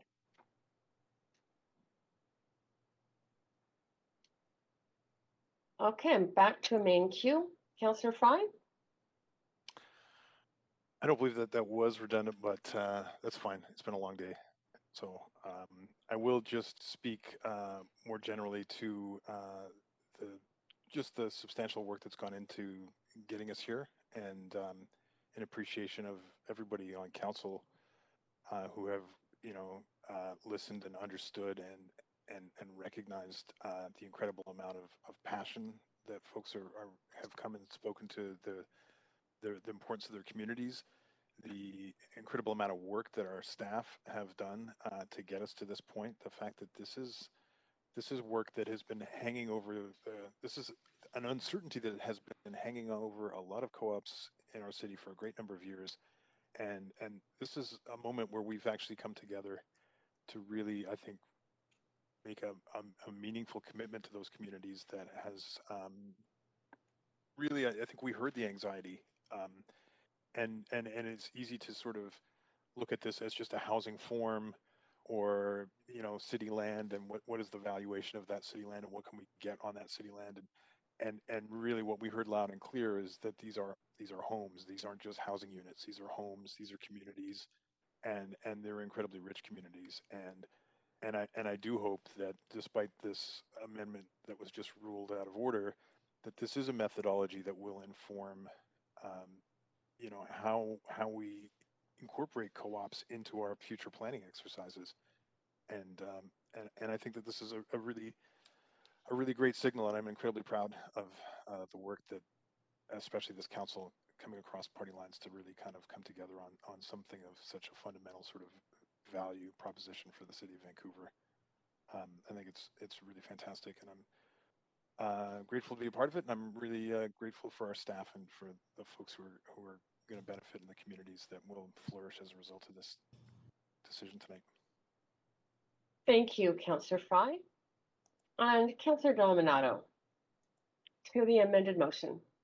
Thanks, Chair. And just, I guess, a couple of reflections from the last few days. A thank you to our staff and to CHFBC for the authentic engagement around these negotiations. I know both our staff and the CHFBC acknowledged that that one of the wins here in all of this was that the working together and building and finding consensus, and that it has been a lot of hard work. It's very complex. And so just to acknowledge that, also to say thank you to all of the residents and speakers who called in to speak to this report. Again, very complex, not only complex for the public, but complex for council. And given all the questions I think staff fielded, I think they'll appreciate that. And certainly I heard people speak from the heart in terms of the many benefits of co-op housing, and I had a resident who wrote into me, and I didn't have an opportunity to share with council, who spoke about his personal experience and some of the learning he gained in terms of financial management experience of being in the community and being a steward of the co-op, but also benefiting from a manageable rent after he and his partner split up. He later in life has moved on. He's now a homeowner in North Vancouver, but he talked in very positive terms about his experience and the community component of that as well. And we heard many stories from individuals and families about the multitude of benefits of co-ops. And I think recognizing that as we're striving to enable a variety of housing, that co-ops are a part of that and on the housing spectrum. And I know personally, my mom, she passed away now, I think it was about 4 years ago this week, desperately wanted to get into co-op housing because they were stretched. They were living in market rentals, and I think too much pride to admit it, but that was one of the avenues they were exploring, her and her husband at the time. And there are, as it was acknowledged, are a number of wait lists. And so I am happy with where we've landed today, and with the discussions back and forth with council today and with staff and CHFBC, and addressing the pace of change, and so that there isn't a huge upswing for households, that it'll be more modest and paced. And I think that was really important to have that addressed through the amendments that were delivered today.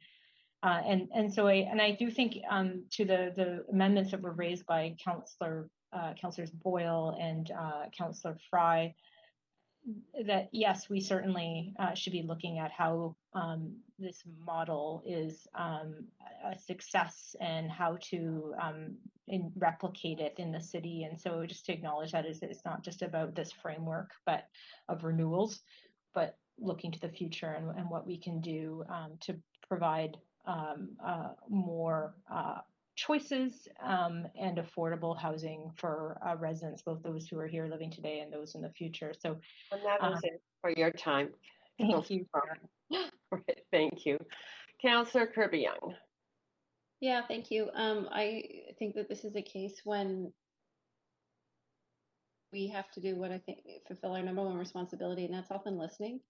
And I think in this situation, we were educated in the best sense of the word by the experts in the sector who are doing this every day, from CHFBC to the individual co-ops to the members that sit on all of their committees, and the individual members in terms of how these co-ops have contributed to their lives and how much they knit people together.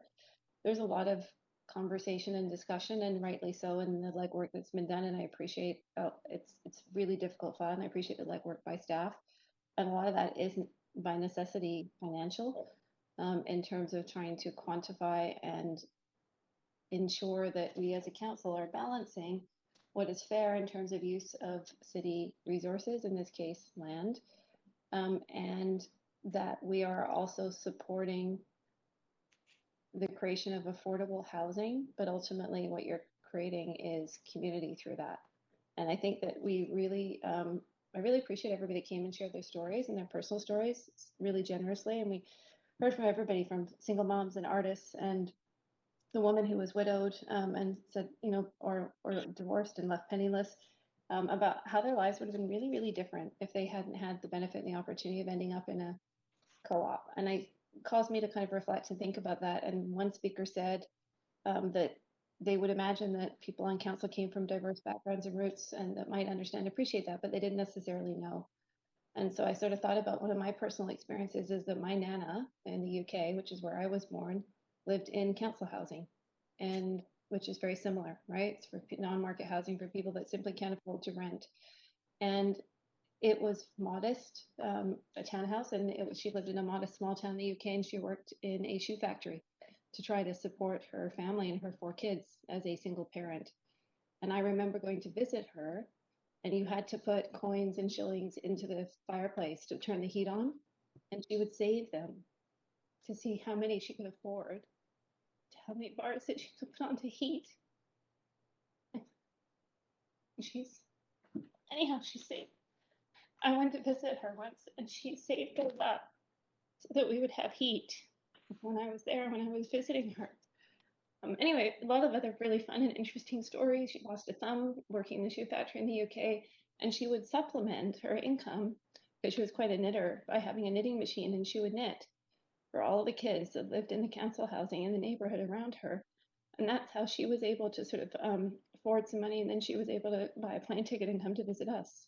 So it really does make a huge difference to people in terms of their ability to have stable housing. I'm really sorry about that. Didn't mean to do that.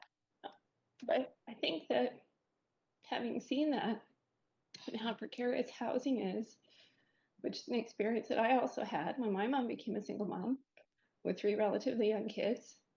And the biggest issue at the time was how you keep a roof over your family's heads. And so when people go through that, it's very significant. And families often don't have the ability to thrive when that happens. So I'm deeply grateful for the work of the co-ops. I'm glad that we're able to land on something and recognize that the other expenses that they have in, honestly, which is a very expensive city in Vancouver. So I really did appreciate the distinction that was made by CHFBC in terms of the median rental income relative to the median Vancouver income. And I am really hopeful that tonight, with all of the work that everybody put into this, and we just happen to be the people in the seats that get to actually sign off on it, that this is going to provide a great foundation in order to ensure tenure and security of housing for people moving forward, and that we'll be able to create additional co-ops in partnership with the co-ops that are there. So I applaud them for their work. I thank them for what they're doing, and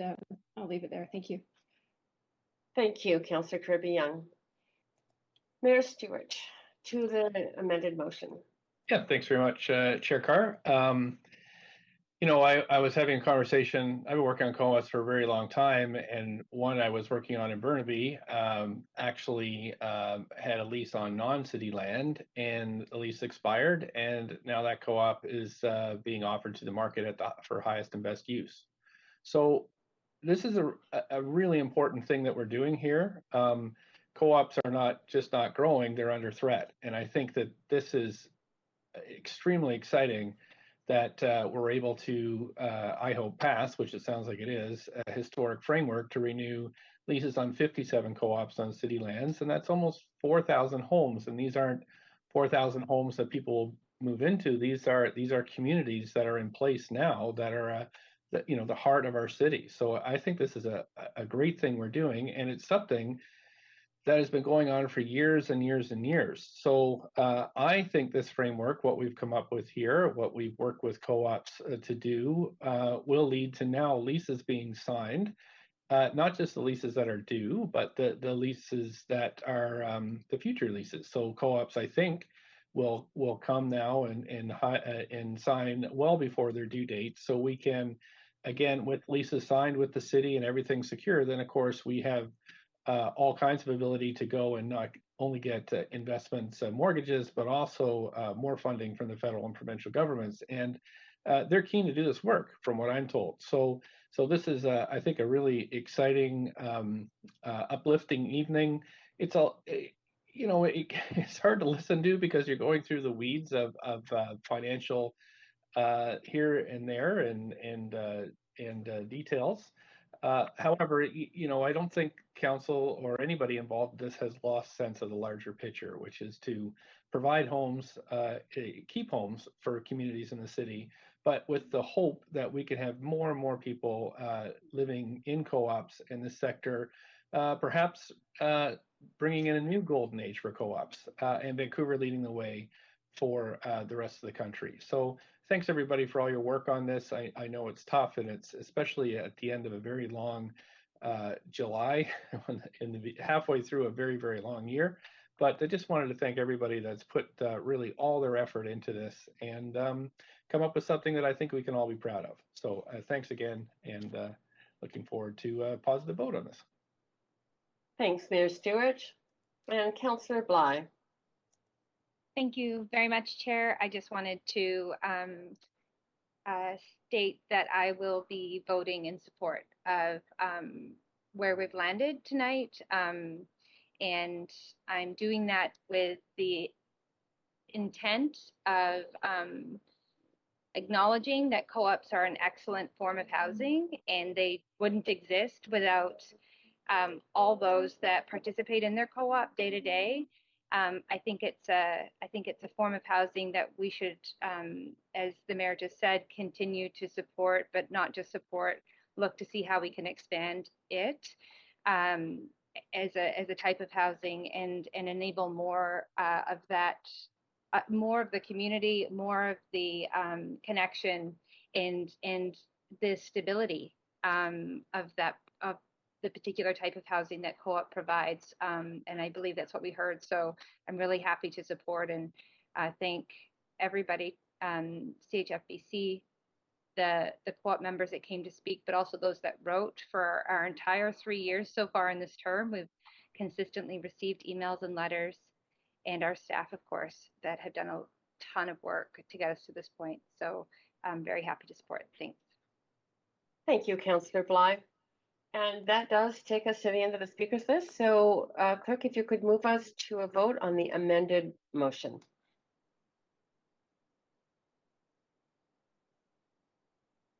A point of procedure, Chair, I just want to acknowledge that there is a portion of the motion that I had voted against, and I will be voting in favor of the entire motion to move us along.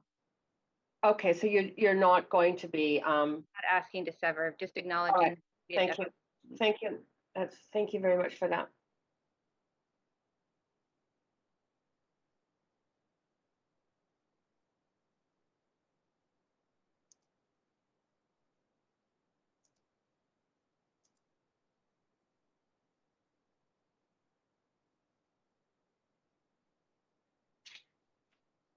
And that has passed unanimously. Thank you, Council, and thank you, staff.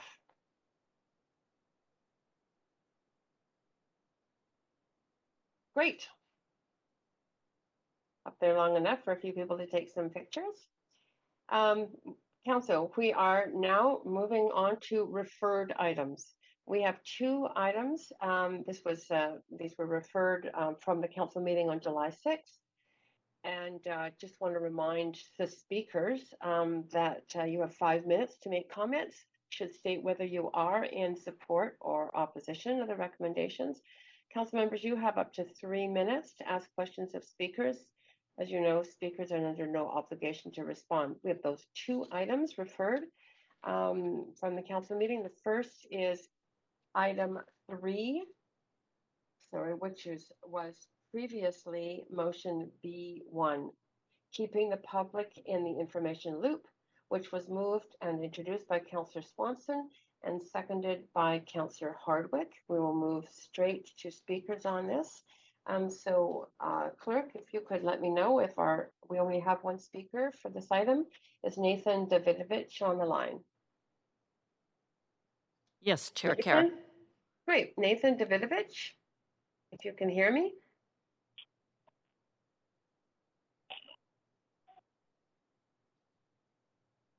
Nathan Davidovich.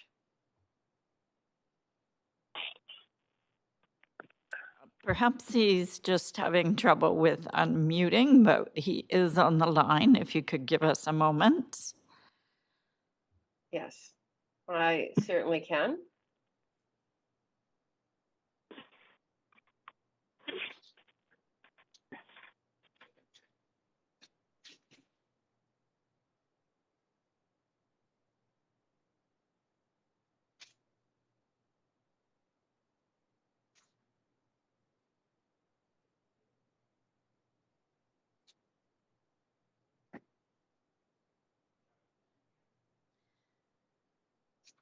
Speaker number 1, Nathan Davidovich, are you on the line, please? Yes, I am. Okay, there you go, Chair Carr.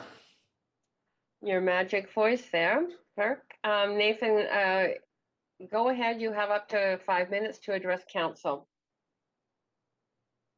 Thank you very much, Chair Carr. I'm calling in support of the motion by Councillor Swanson because we need to get the city manager's memos that are relevant to many speakers that speak to the city council. The previous council, division councils, they had a rule of releasing them to the public only after 3 months, but that's bad. Also, it's not used by any other city council in BC, and actually, the last post on the city website is from December of 2020. So it's over 6 months ago that you could see the city manager's memos. Vision has changed many procedures and rules in the city of Vancouver, and now the city of Vancouver is unique among all cities in BC in the way it handles the public business. For over 100 years, Vancouver had proper rules and procedures, and Vision threw them all out. Why not have emails to the city council instead of just filing out a special form on the city website that goes to 311? It does not reach city council for another 2 or 3 days. Why not post all the correspondence that city council receives instead of us filing an FOI request to see them? This is done in other cities. And the city council is not anymore a vision council, and we should make many changes, or you could make, this city council could make lots of changes prior to the October 2022 election. Thank you very much. And thank you. That was very clear, and there are no questions for you. Very much appreciate you coming and your diligence in also following all of council meetings. So thank you, Nathan. Thank you. So, council, that is the end of our speakers list on this item. So is there any discussion? It has, of course, been moved and seconded. Councillor Swanson, you are on for up to 3 minutes. Sorry, up to 5 minutes.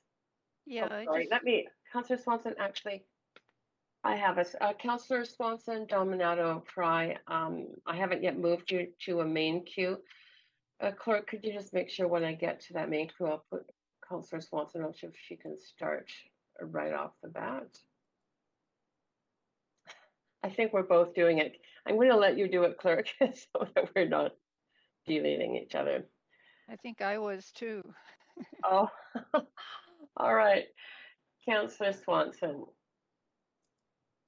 Yeah, so I was just hoping that if we pass this motion, we can get faster, the public can get faster access to memos that council receives, and so they'll have all the information that we have.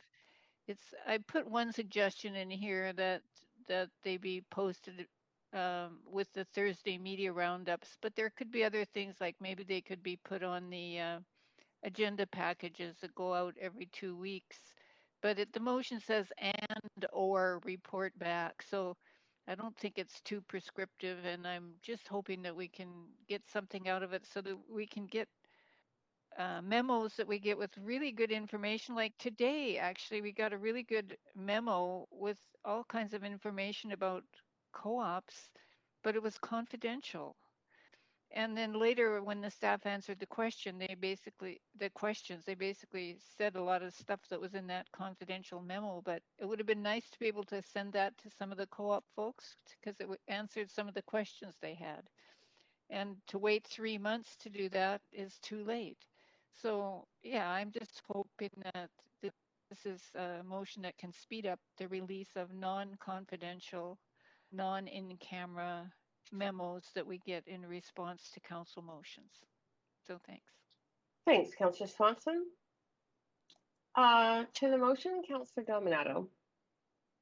Thanks, Chair. Through you to the city manager, I just have a question just around resourcing, recognizing this is a report back, and I think there is, I would say, largely an expectation on governments to do a better job around transparency and open disclosure. But I am curious about the city manager's perspective on what this looks like and translates into in terms of managing. Do we have the infrastructure in terms of technology to make this happen more swiftly, or is it a matter of hiring more staff to make that happen?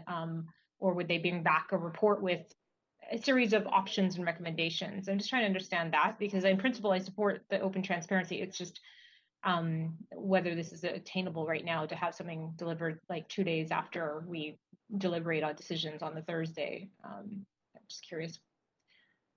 Yes, thank you. I'll take that point of information. City Manager, over to you. Yeah, thanks, Chair Carr, and thanks for the questions. Certainly understand the intent here, and don't have any kind of disagreement at all with the notion of making this information available to the public and as quickly as possible.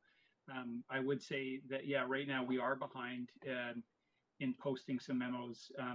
What happens right now is that those memos go through a review to make sure that before they're released, that we're not releasing any information that would be either in breach of the Freedom of Information Act or otherwise create any jeopardy for the city. So it does involve a fair amount of work by the staff, first of all, that produced the memo, as well as by law, to check those things. Now, again, I haven't at this point had a chance to come up with specific recommendations as to how we would address what council would be seeking if this resolution were to pass. Certainly the notion of memos that are provided in response to council motions, that's a specific subset of communication, obviously, that council gets. So if that's a focus, we would work more specifically on those as a kind of maybe a starting point for this. What it may mean is that those memos take a little bit longer to get to you in the first place. Because right now what we do prioritize is getting information to council as quickly as possible. So there may be some trade-offs there that we will have to examine. But again, I certainly understand the fundamental intent here, and happy to do whatever we can to make this information transparent.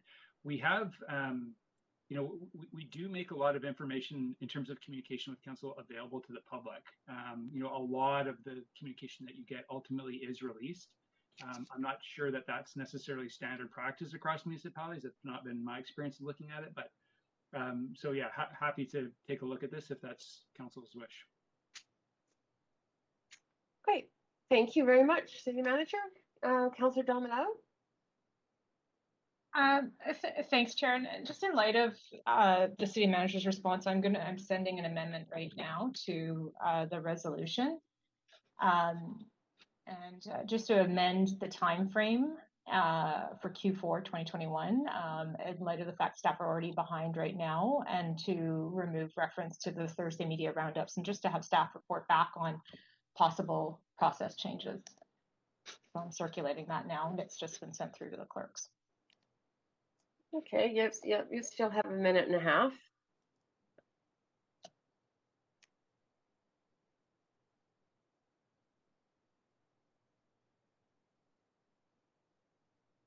Great, and the clerks have received it. So that's good. And so I don't have much further to say other than I think that it just gives staff some flexibility to report back on options as opposed to a prescriptive requirement around the roundups, as well as a bit more time in light of the fact that we have a very busy month ahead of us and staff do want to take a break, I think, in August, as do councillors, and that gives them a little bit more time to come up with some different options. Okay, so that is an amendment, so I'm going to move us to an amendment Q. I see no one on that queue. Oh, Councillor Boyle, go ahead. Thanks. Just to briefly say, I also appreciate the spirit of this motion quite a bit, and I actually am comfortable supporting this amendment. I think council heard in feedback from staff that there were some concerns they needed to figure out in terms of the most appropriate way to be releasing this information and making sure that nothing that shouldn't be released isn't released, and that council is getting the information we need, and we are meeting these transparency goals that are clearly shared, I think, really among all of council and staff. So I think this is fair to not be too prescriptive, and to stick with the language that just asks for staff for their best advice on this in a timeline that's reasonable, but certainly makes an important move in this direction. Thanks, Councillor Boyle. Councillor Fry to the amendment. Yeah, also very appreciative of this amendment. I think it does give a bit more of a realistic framing to it, and certainly I was concerned that the or option for adding it to the Thursday roundup would be entirely unrealistic, and I appreciate adding the Q4 to give a little bit more time. I'm wondering, Chair, if I might ask a question of the city manager that I had just in a general sense now on this amendment to the amendment rather than. You may state your point of information, and then I will. Sure. So I'm curious if generally any non-confidential memos would be subject to FOI anyway, and anybody who wanted to find them would be able to. And a second question, if the notion that memos would otherwise be public would impact the delivery of information and perhaps make the staff authors a bit more circumspect or reserved in the information they may provide in a standard memo because they know it would be going public. Yeah, so City Manager, if you would care to respond to those two requests for information. Yeah, thanks, Chair, and thanks for the question. There are circumstances in which a memo that, I mean, certainly there's memos, as you know, Council, that are clearly contain confidential information. and they're marked as confidential, and you receive them kind of clearly delineated as that. In other cases, there are memos where the general topic isn't confidential, so there is no confidential kind of notation on the memo, but there may be certain content in that that would potentially be subject to redaction or withholding under the Freedom of Information Act. Again, often staff aren't writing the memo with that in mind, and it's only when we review it after the fact where law, for example, or the department may say, actually, there is something in there that we should withhold. So even if there was a subsequent FOI request, the memo may not be released in its entirety. It may be released with redaction. So I think that's one of the trade-offs that we'll need to manage. I do want to make sure that as staff, we're able to get information to you in a timely way, and we're not holding these memos up through kind of a very rigorous review process before you get them. So that's the balance that we'll have to strike here.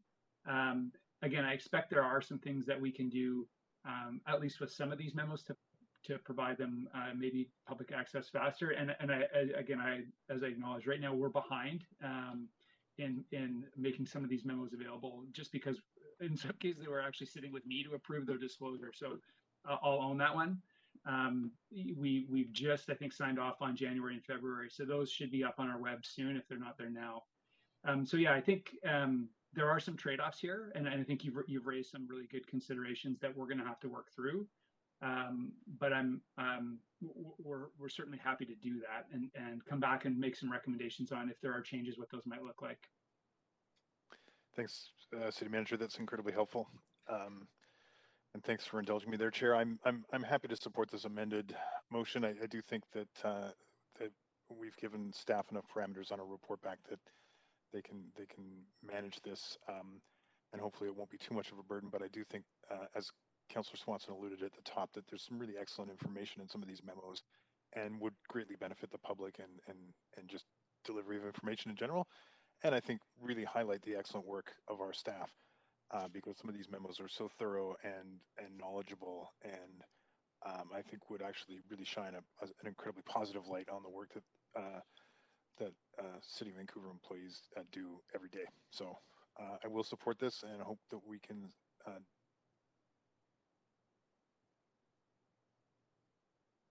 Oops, Councillor Fry, you are frozen on the screen.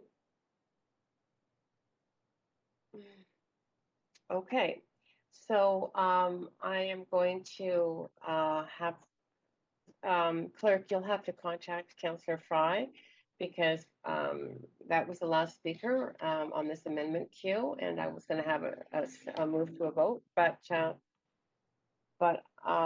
computer died. I will check to see if we can get Councillor Fry back on so he's able to vote. Just one moment, please. Thank you.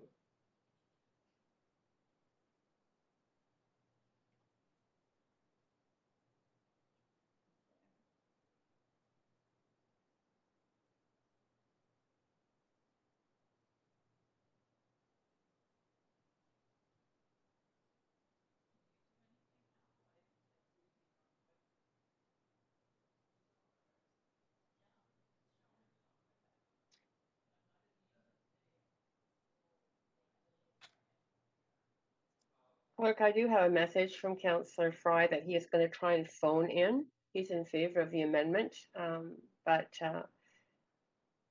I'm not sure if it's acceptable if he can just phone in. Well, if he can phone in. Yes, thank you, Chair Carr. It appears he's having connection issues, which might be from his own connection. And there's nothing we can really do about that. So if he phones in. Otherwise, you cannot accept my conveying. Clerk? We got Clerk, him. Chair, can you hear me? Yes, we can. I'm phoning in. Okay, we're going to move to a vote then, Clerk. And before we lose Councillor Fry, would you like to state for the clerk how you would like the vote assist? Vote of assist in favor, please. This is to the amendment. Thank you.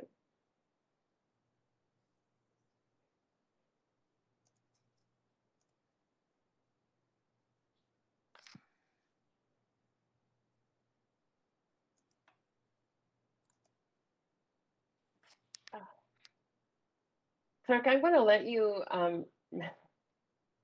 you manage that vote of sis because I think we're both trying to do that. Go ahead.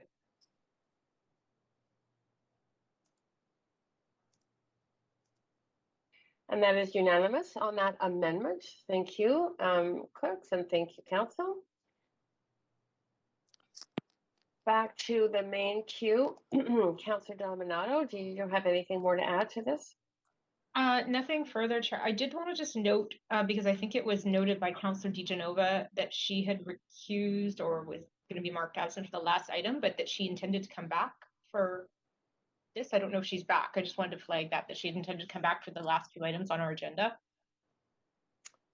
Right, clerk, we are at this point, I think, at the point of voting. I'm not saying for this particular, sorry, just to be clear, is I think she had generally intended to come back, and I'm not sure if there was an arrangement of the clerks contacting her at the end of the co-op item. So I'm just flagging it.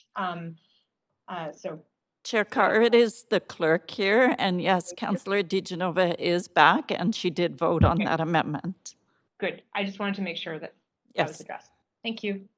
Okay, thanks, Councillor Dominato. Councillor Fry, to the amendment. Yeah, in favor, please. Oh, we're not at the vote yet, but okay, that's a good succinct statement. Thank you. I believe we can go to a vote now, clerk, on the amended motion.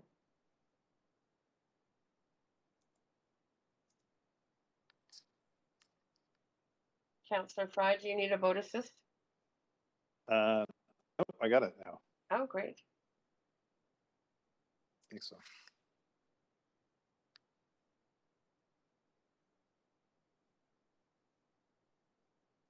Councillors DeGenova, Swanson, and Kirby Young have not yet voted. No, Councillor DeGenova has. Councillor Hi there. I think I voted. Did my vote come through? It did come through. Thank you, Councillor DeGenova. So that has passed a unanimous, well, passed with no one in opposition. Right, so that concludes that item, and we are we are now on to the final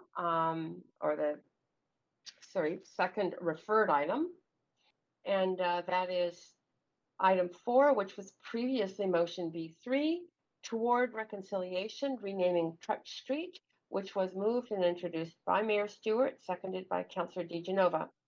We will now hear our only speaker to this item, who is Kimberly Sicoli. Kimberly Sicoli, are you on the line? Hi there, I am. Thanks for having me. I'm just going to quickly pull up my notes. Excuse me.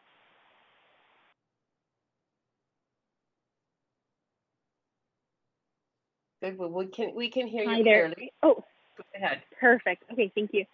Thank you. My name is Kim Sicoli, and I'm a volunteer and representative of Women Transforming Cities, and we support this motion to rename Trutch Street as a part of the city's ongoing commitment to work towards truth and reconciliation with Indigenous peoples of this land. Joseph Trutch is known for his anti-Indigenous racism and his work to dispossess Indigenous peoples of their lands. We recommend that the city and neighboring municipalities rename Trutch and other streets at the recommendation of First Nations groups. A name change that follows Musqueam Indian bands traditions will also benefit the wider community in many ways. Names matter, and who we name our streets and spaces after can have significant ripple effects now and for future generations.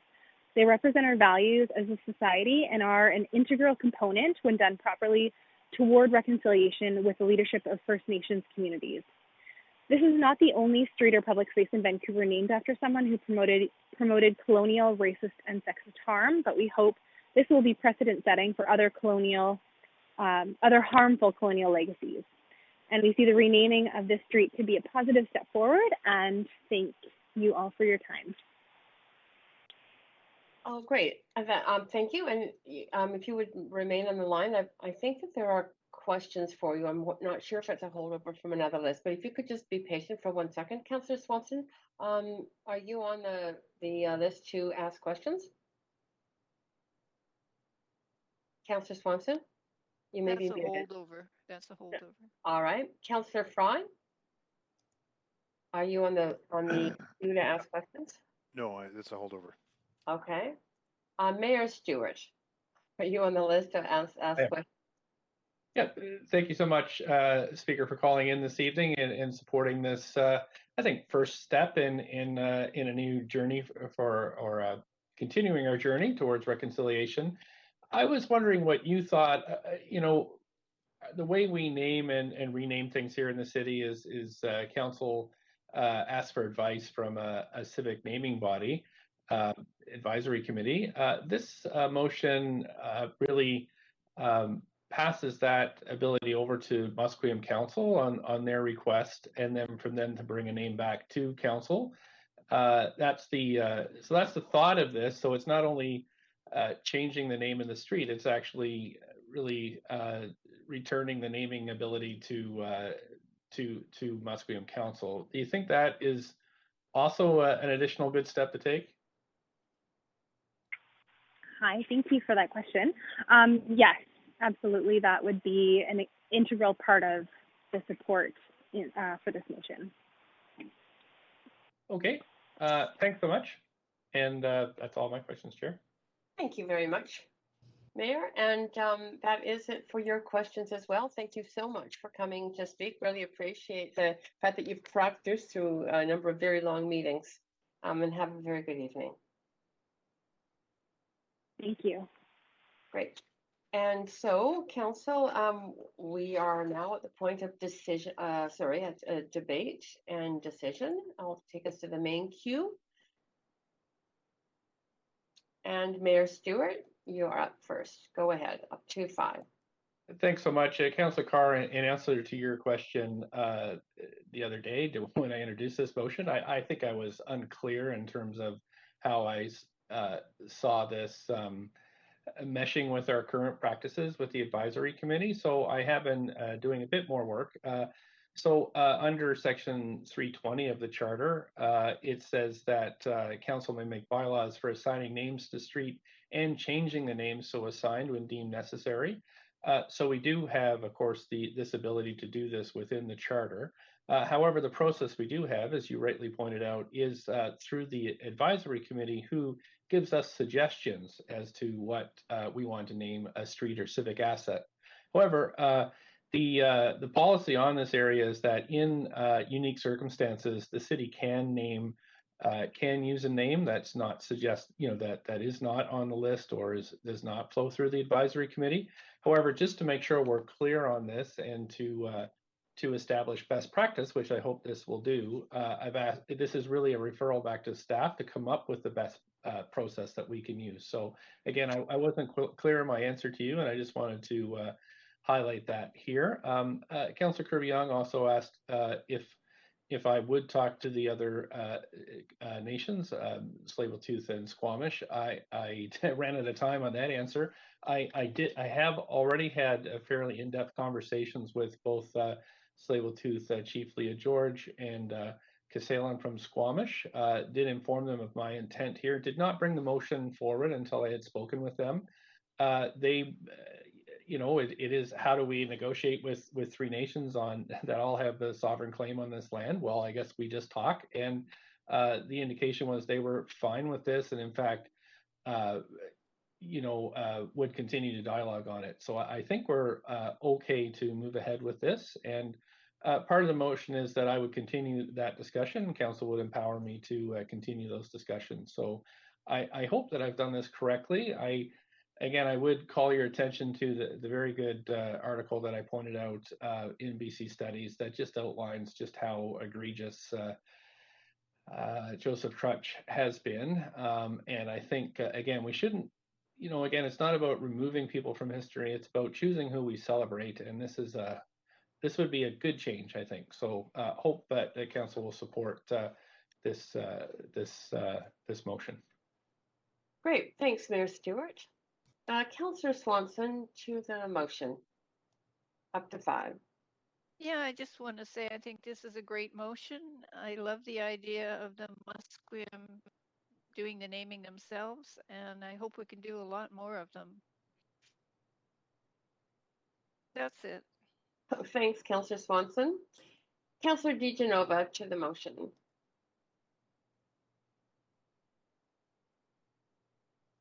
You may be muted, Councillor DeGenova.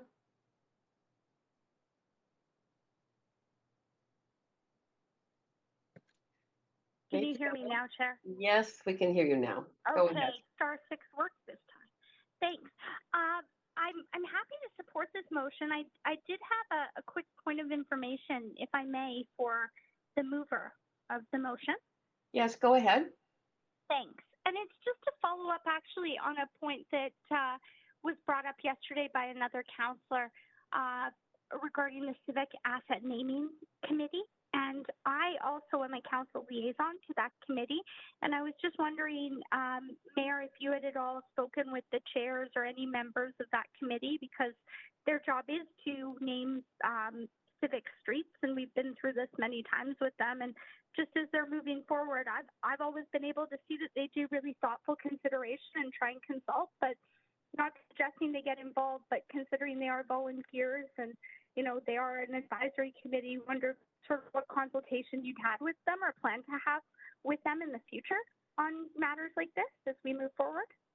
Thank you very much, Councillor DeGenova. And again, 2 minutes is never quite enough to introduce a member's motion. And so I didn't in any way want to undermine the fantastic work done by the Civic Asset Naming Advisory Committee. And that could definitely be part of the consultation, is to talk with them, to go and visit and see what they think about this. Again, part of the motion is to recognize the sovereignty of host nations and try to lift that up a bit through the empowering of the Musqueam Council to do this. And again, I did ask. This isn't something I'm kind of just dreaming up. I have been talking with them. Wade Grant, who's the CFO for Musqueam, was going to speak, but missed the deadline. Sorry to. She sent a letter, I believe. Oh yes, so I think we've all received the letter. Okay. I just wanted to know, sort of in moving forward to some of the other councillors' questions. Sorry, maybe I wasn't clear. I wasn't suggesting that you had meant to exclude anyone or not appreciate them. I was just wondering, as other questions have come up from other council members, if they, we would consider more of these moving forward, which I'd like to see if the other nations have issues or Musqueam finds another street, that, the Civic Asset Naming Committee, maybe it was more a question as to whether or not you thought there was sort of a need to have some formal communication with them to make sure that they consider in moving forward, not just naming streets, but renaming streets and hearing from the host nations to ask them what they feel is the best instead of just presenting them with options. So it's just above and beyond this motion. Sure.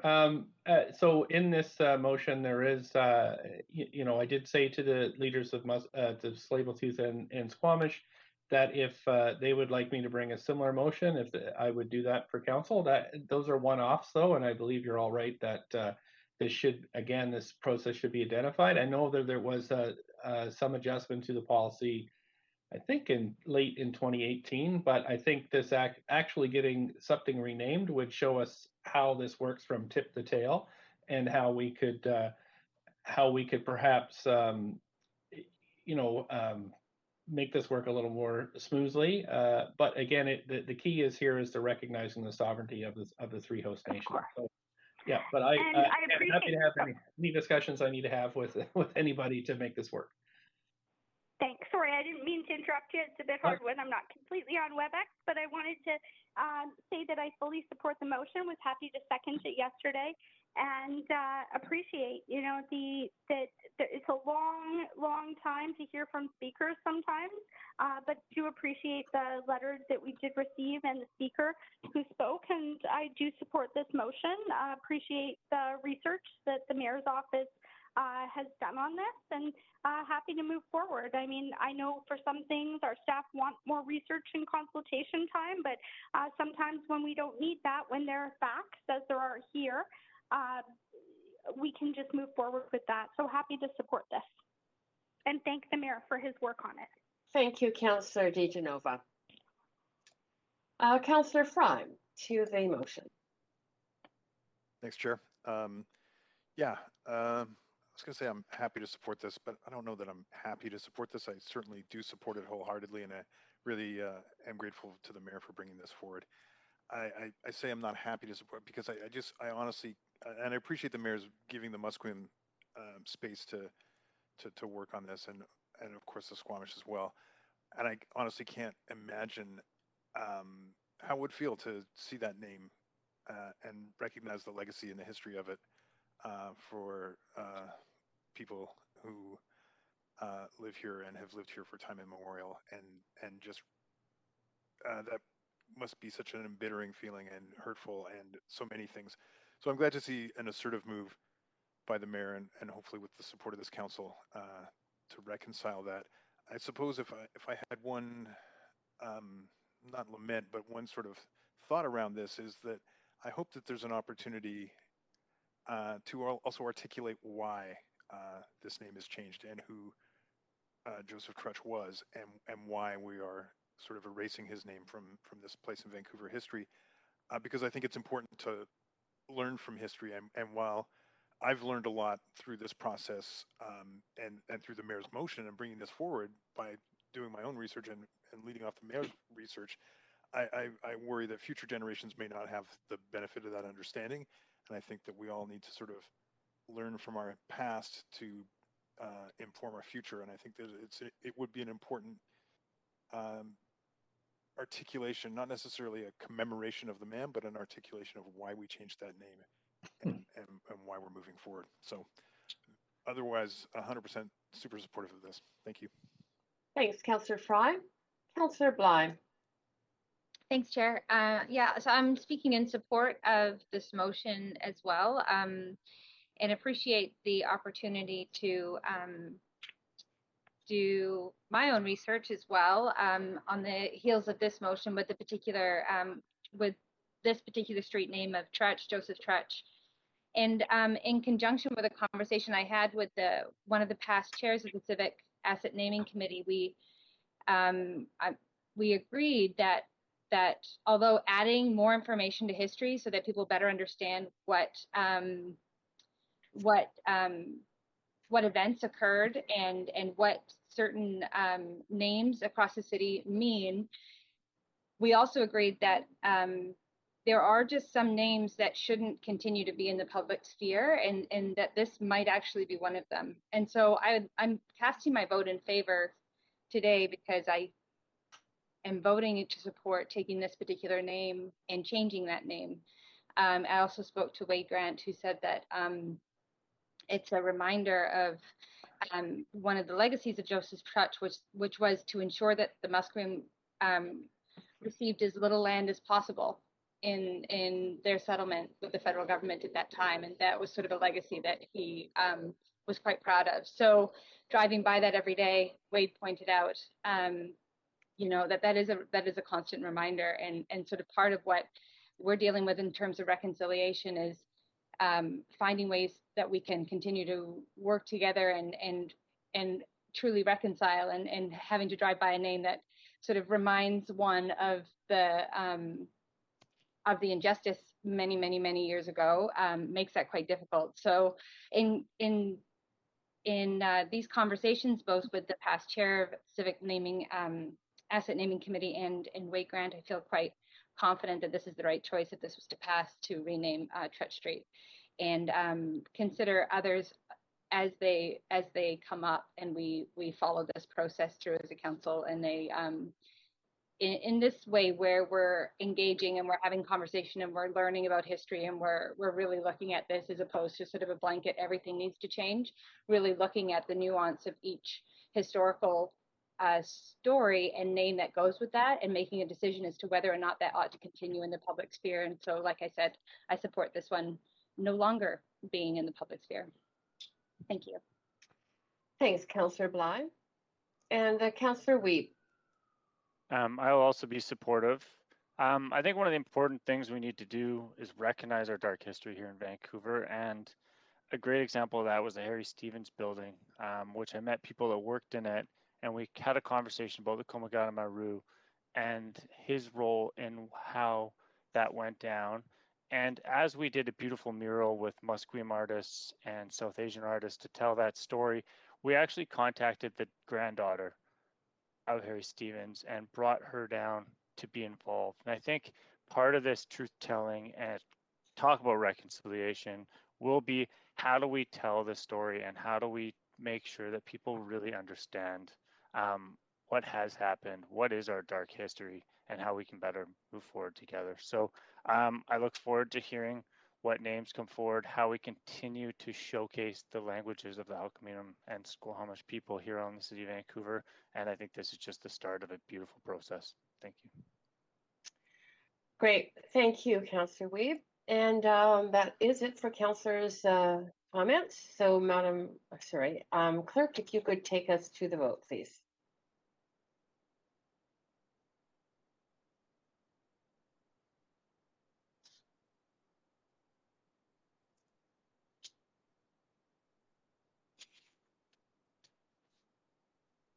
And that does pass unanimously.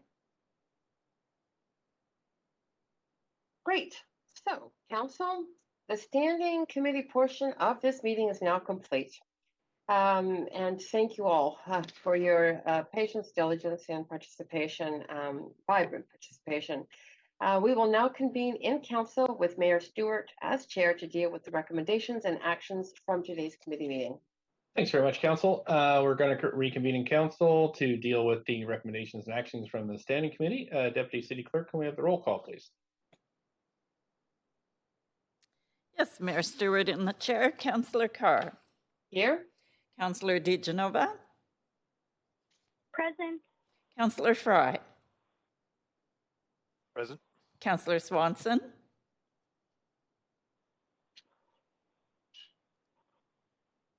Councillor Swanson. Here. Thank you. Councillor Hardwick. Present. Councillor Weeb. Present. Councillor Boyle. Present. Councillor Dominato. Present. Councillor Bly. Present. Councillor Kirby-Young. Present. The meeting has quorum, Mayor Stewart. Thanks very much, Clerk. We need a motion to adopt the Standing Committee's recommendations for items 1 to 4. So moved. So moved. Councillor DiGenova. I think I heard Councillor Bly's name there. Seconder, please. Second, Councillor Carr. Thank you, Councillor Carr. All in favor say yay. Yay. Yay. Opposed, nay. Thanks very much. That carries unanimously. Motion to adjourn, please. Motion to adjourn. Thank you, Councillor Hardwick. Who's that? Councillor Kirby-Young is the seconder. Yeah. All in favor, yay. Yay. Yay. Opposed, nay. Great. We're adjourned. Thank you very much. Anything else, clerks? Or are we good? Just a big thank you to Adrian for chairing this week. Yeah, that was a brutal one. It's Very good, Mayor Stewart. And thanks, staff, for all your hard work. Yeah. Thanks, everybody. Okay. Thanks, everybody. Council. Thank you, Council. Thank you, staff. Everyone. Thank you. Bye.